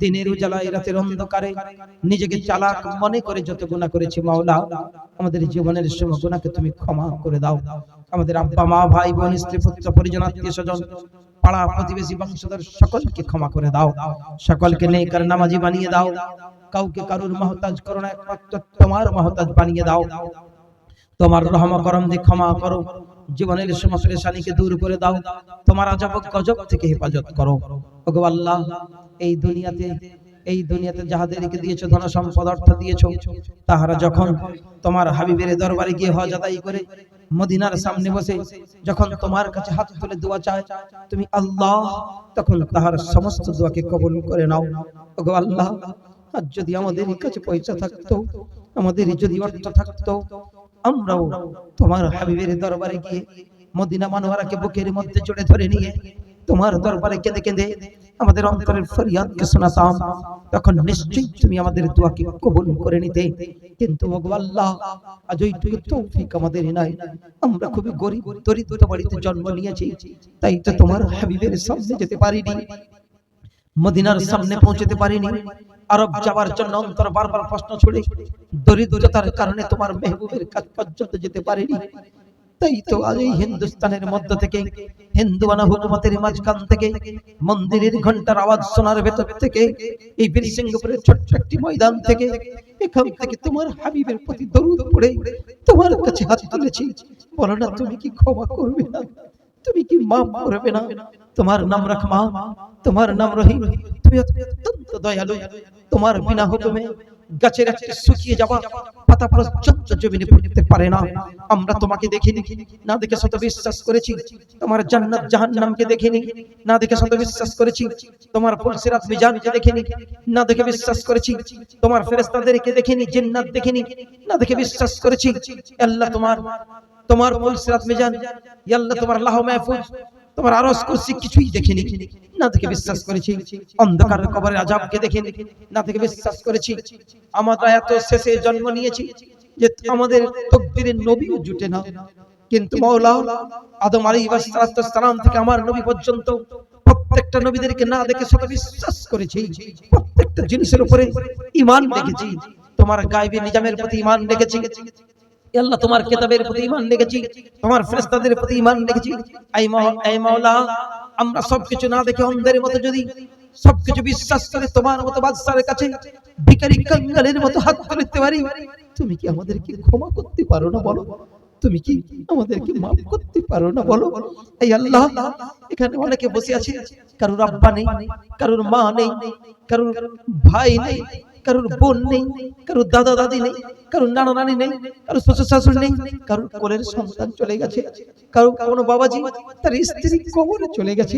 এমন অসহায়দেরকে সঙ্গে নিয়ে ভিখারি কাঙ্গালের মতো তোমার কাছে তোমার আরশের দিকে দুই হাত উত্তোলন করেছি। ওগো আল্লাহ, এখানে অনেকে আছে যারা আব্বা নেই। ওই আব্বা যিনি স্কুল মাদ্রাসায় পাঠিয়ে তোমাকে তোমার হাবিবকে চিনিয়েছিল, সেদিন ঋণ করেছিল তো আমাদের জন্য করেছিল। সেদিন ঋণের জ্বালায় অপমান হয়েছিল তো আমাদের জন্য হয়েছিল। সেদিন মিথ্যা বলেছিল তো আমাদের জন্য বলেছিল। অন্যের কাছে যৌন মজুরি খেটে আমাদের পেটে অন্ন জুড়াতো। এই আল্লাহ, ওই আব্বা আমরা যখন অসুস্থ হতাম আমাদেরকে নিয়ে হাসপাতালে দিনের পর দিন লাইনে দাঁড়িয়ে থাকতো। আমরা দেখেছি ঈদের মতো খুশির দিনে আমাদের আব্বার কাছে পয়সা না থাকলেও অন্যের কাছে ঋণ করে নিয়েছে, নতুন কাপড় কিনে এনে আমাকে বোনকে পরাতো। আর আমাদের আব্বা মা পুরনো কাপড়কে ধুয়ে সাফ করে খুশি খুশি ঈদের দিনে পরে নিত। আমাদেরকে কোলে তুলে নিয়ে মোড়ের দোকানদারে গিয়ে বলতো, আমার বাচ্চার জুতোটা কত সুন্দর, আমার মনির পোশাকটা কত সুন্দর। নিজের জুতোটা ছিঁড়া ছিল, নিজের লুঙ্গিটা ছিঁড়া ছিল, নিজের পরনের কোনো ঠিক ছিল না। আমাদের জন্য কি না করেছে। সেই আব্বার সামনে যখন যুবক হয়েছিলাম, সেই আব্বাকে কত উল্টো পাল্টা বলেছি, কত চোখ রাঙিয়ে কথা বলেছি। আল্লাহ, তুমি আমার আব্বার অন্তরে এত মমতা দিয়েছিলে। কোন বাপ কখনো চায় না তার সন্তান নিচে থাকুক। বাপের থেকে সন্তান যত ঊর্ধ্বে উঠে, বাপের অন্তরটা বুকটা ভরে যায়। যখন আমরা অসুস্থ হই, আমাদের আব্বা আমাদেরকে দাঁড়ে দাঁড়ে হাসপাতালে নিয়ে ঘুরে বেড়ায়। নিজের জায়গা জমি সব বিক্রি করে হলেও আমাদের জন্য উজাড় করে কুরবান করে খরচ করে দেয়। তা সত্ত্বেও যদি না হয়, ডাক্তার যদি হাসপাতাল থেকে ফেরত করে দেয়, হুজুরদের কাছে, ইমামদের কাছে তাদের হাতে টাকা দিয়ে বলে, আমার জীবন চলে যায়, আমার বাচ্চার হায়াত চলে দাঁড়াচ্ছে। সেই আব্বা মা যখন বুড়ো বুড়ি হয়ে যায়, সেই আব্বা মা যখন পেশাব পায়খানা করে, তাদের দুর্গন্ধ আমরা সহ্য করতে পারি না। নিজের রূপ থেকে বাইরে বার করে বারান্দায় একটা তক্তপোষ ফেলে রাখে। সেই আব্বার কথা মনে থাকেই না। আমরা যখন হাসপাতালওয়ালা ইনকার করে দেয় যে তোমার আব্বার হবে না, আমাদের মতো নিষ্ঠুর নিকম্মা সন্তানগুলো হুজুরদের কাছে তাদের হাতে পয়সা দিয়ে বলি, দোয়া করো আমার বাপ যেন ঈমানের সাথে মরে যায়। আমাদের আব্বা কখনো সন্তানের মরণ দোয়া করে না। আমাদের ঘরের মুরব্বিরা যখন বুড়ো বুড়ি হয়ে যায়, আমরা তাদের মরণ দোয়া করি। আমার নিকৃষ্টরা আজ ভিখারি কাঙ্গালের মতো তোমার কাছে আমাদের আব্বার জন্য হাত তুলেছি। আমাদের আব্বাকে ক্ষমা করে দাও না, মাফ করে দাও না। এখানে অনেকে আছে যার মা নেই। ওই দুঃখিনী মা যিনি নামাজ গর্ভের মধ্যে প্রসব ব্যথায় কি না কষ্ট করেছেন, নিজের ছাতির দুধ পান করিয়ে করিয়ে এই পৃথিবীর জমিনে দাঁড় করিয়েছেন। রাতের অন্ধকারে যখন তার কাপড়ে পেশাব পায়খানা করে দিতাম, একটা চট পর্যন্ত মারে না, আমাদের বিছানা আলাদা করে দেয় না, হুর করে না, ছি করে না, ছায় করে না, সঙ্গে সঙ্গে পাক পবিত্র করে আমাদের ভালো কাপড় পরে শুইয়ে দিত। আর আমাদের মা সারা সারা রাত ওই নোংরা কাপড়ে পড়ে থাকতো। সেদিন ঘুমাতে পারেনি তো আমাদের জন্য ঘুমায়নি, সেদিন রাতের পর রাত জেগেছিল তো আমাদের জন্য জেগেছিল। স্কুল থেকে এসে দেখতাম আমরা যেটা খেতে ভালোবাসতাম, দুঃখিনী মা সেটাই রান্না করতো নিজের কাছে বসিয়ে। সব ভালো ভালো খাবারগুলো আমাকে, বোনকে, বাড়ির শ্বশুর শাশুড়ি সকলকে খাইয়ে দিত। আমাদের মায়ের অন্তরে তুমি এত মমতা দিয়েছিলে। প্রত্যেক দিন 9 বছরের পর বছর হাড়িতে ঝুটো কাটা কাটিয়েছে। এই পৃথিবীর সবথেকে বড় মিথ্যাবাদ যদি কেউ থাকে সেটাই ছিল আমাদের মা। খিদে দিতে বলতো আমার খিদে নেই। মা যখন কিছু খেত, ছোট্টবেলা লাভ কেটে গিয়ে মায়ের হাত থেকে কেড়ে খেয়ে নিয়েছি। মা মুচকি এসে বলতো আমার বাচ্চা খেয়েছে, আমার ছানা খেয়েছে, আমার পেট ভরে গেছে। এই আল্লাহ, এখানে যার মা নেই, বাপ নেই, তুমি তার বুকের দিকে লক্ষ্য করে দেখো। ওই মাকে কতবার চোখ লাগিয়ে কথা বলেছি, মা কিচ্ছু বন্ধ করে না। মা সন্তানকে কখনো বন্ধ করে না। সেই নিকৃষ্ট জঘন্যতম আওলাদ গুলো আজ এই পাক পবিত্র মজমা থেকে বাচ্চার মতো আকুল ব্যাকুল করে তোমার কাছে হাত তুলেছি। খোদা গো, আমাদের মা বাপকে ক্ষমা করে দাও না, আমাদের মাকে ক্ষমা করে দাও না। এখানে অনেকে বসে আছে যার জীবন সঙ্গিনী, কারোর স্ত্রী, কারোর স্বামী চলে গেছে। ওই জীবন সঙ্গিনী যতদিন তাকে বুঝতে পারেনি, তার কদর বুঝতে পারেনি। কতবার উল্টো পাল্টা বলি, একটু তরকারিতে লবণ কম বেশি হলে, ঝাল কম বেশি হলে তাদের কত তিরস্কার করেছি, কত মেজাজ দিয়েছি। যার স্ত্রী চলে গেছে তার বুকটা খালি হয়ে গেছে। যত বৌমা থাকুক, যত সন্তান থাকুক, তার খেদমত করার মতো কি সেই জননী মা সারা জীবন গোলামের মতো কাজ করি আমাদের সেবা করে আজ কবরে গিয়ে শুয়ে আছে। আমরা প্রত্যেক দিন কত সুন্দর খানা খেয়ে নরম বালিশে মাথা দিয়ে খাট পালং গদির বিছানায় শুয়ে থাকি। আমাদের আব্বা মা কোথায় বাস বাগানের তলে কেমন পড়ে আছে কেউ জানে না। এখানে দিন দুপুরে কেউ যায় না। মানুষ প্রত্যেকদিন বাড়ি ঝাড় দেওয়ার পরে পলিথিনে করে গুড়িয়ে যেভাবে বাইরে ফেলে দেয়, ঠিক সেইভাবে কাফন পরে আমরা আমাদের আব্বা মা সন্তানদেরকে এমন জায়গায় ফেলে এসেছি কেউ সেখানে যায় না। এই বলে তোমার কাছে হাত তুলেছি।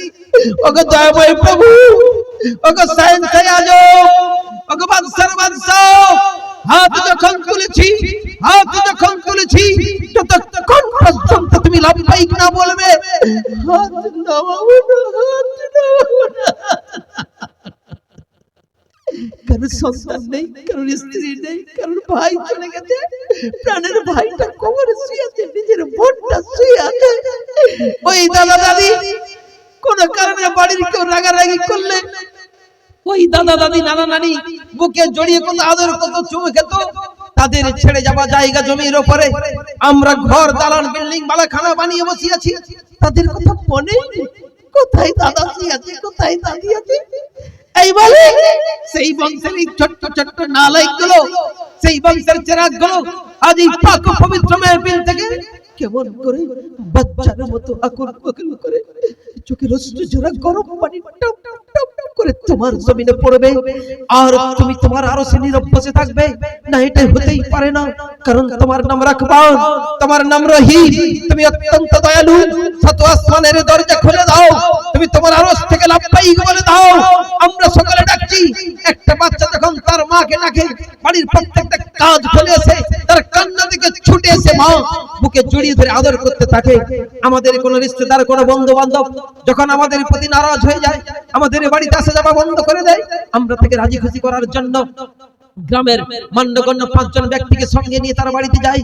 তার বাড়ির উঠোনের সামনে 5 জন ব্যক্তিকে দেখে লজ্জায় তার মাথা নত হয়ে যায়, সমস্ত রাগ ঠান্ডা হয়ে যায়।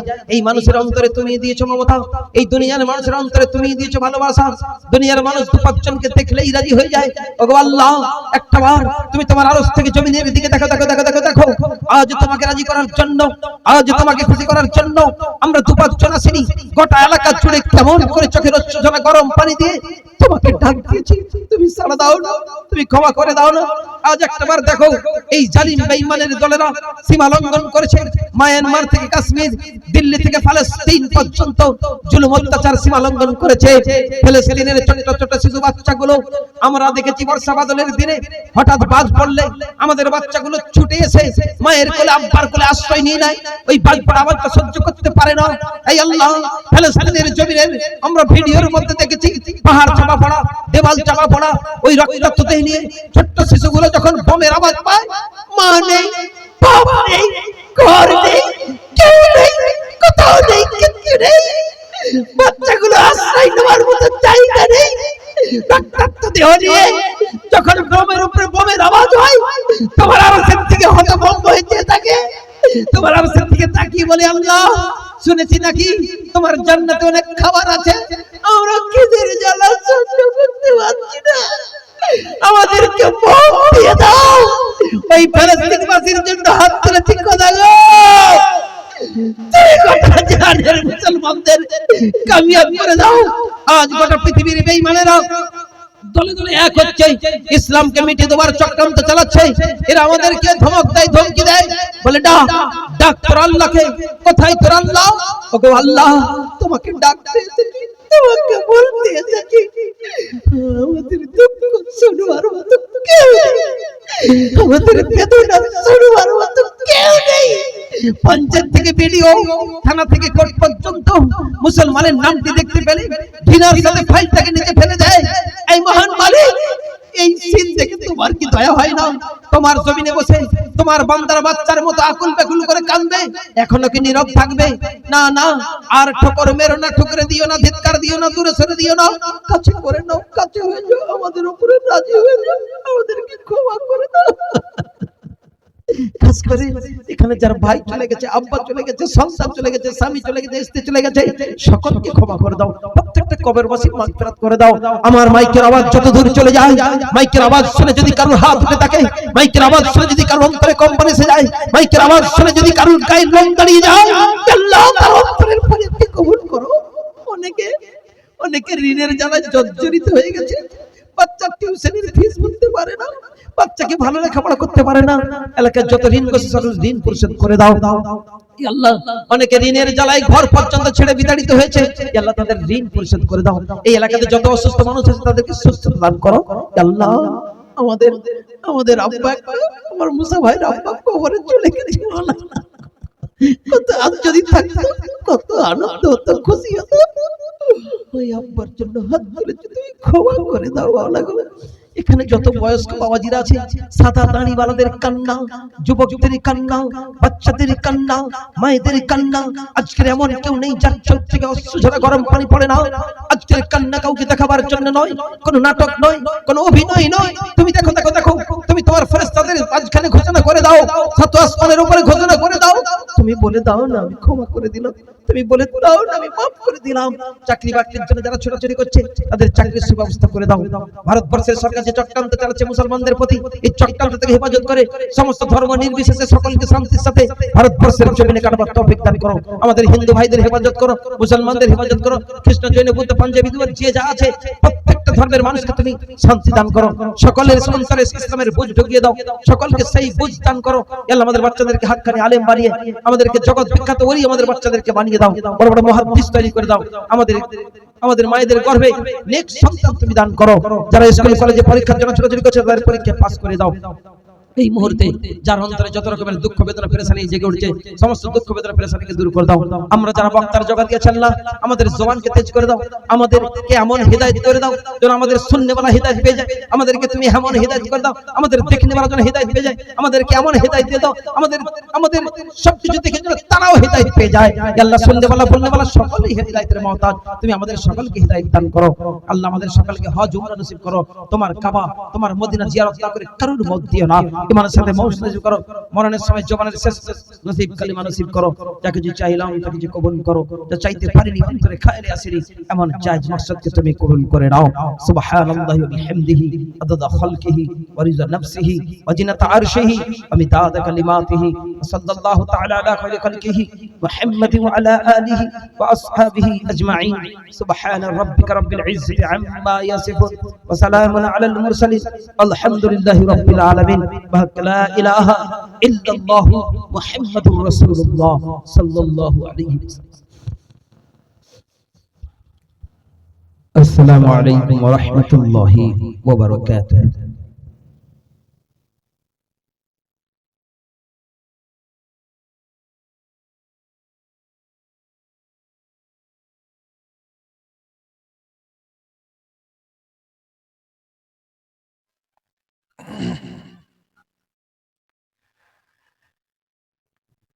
কেউ উঠাউঠি করবেন নি। আমাদের পরবর্তী বক্তা আমাদের সামনে এসে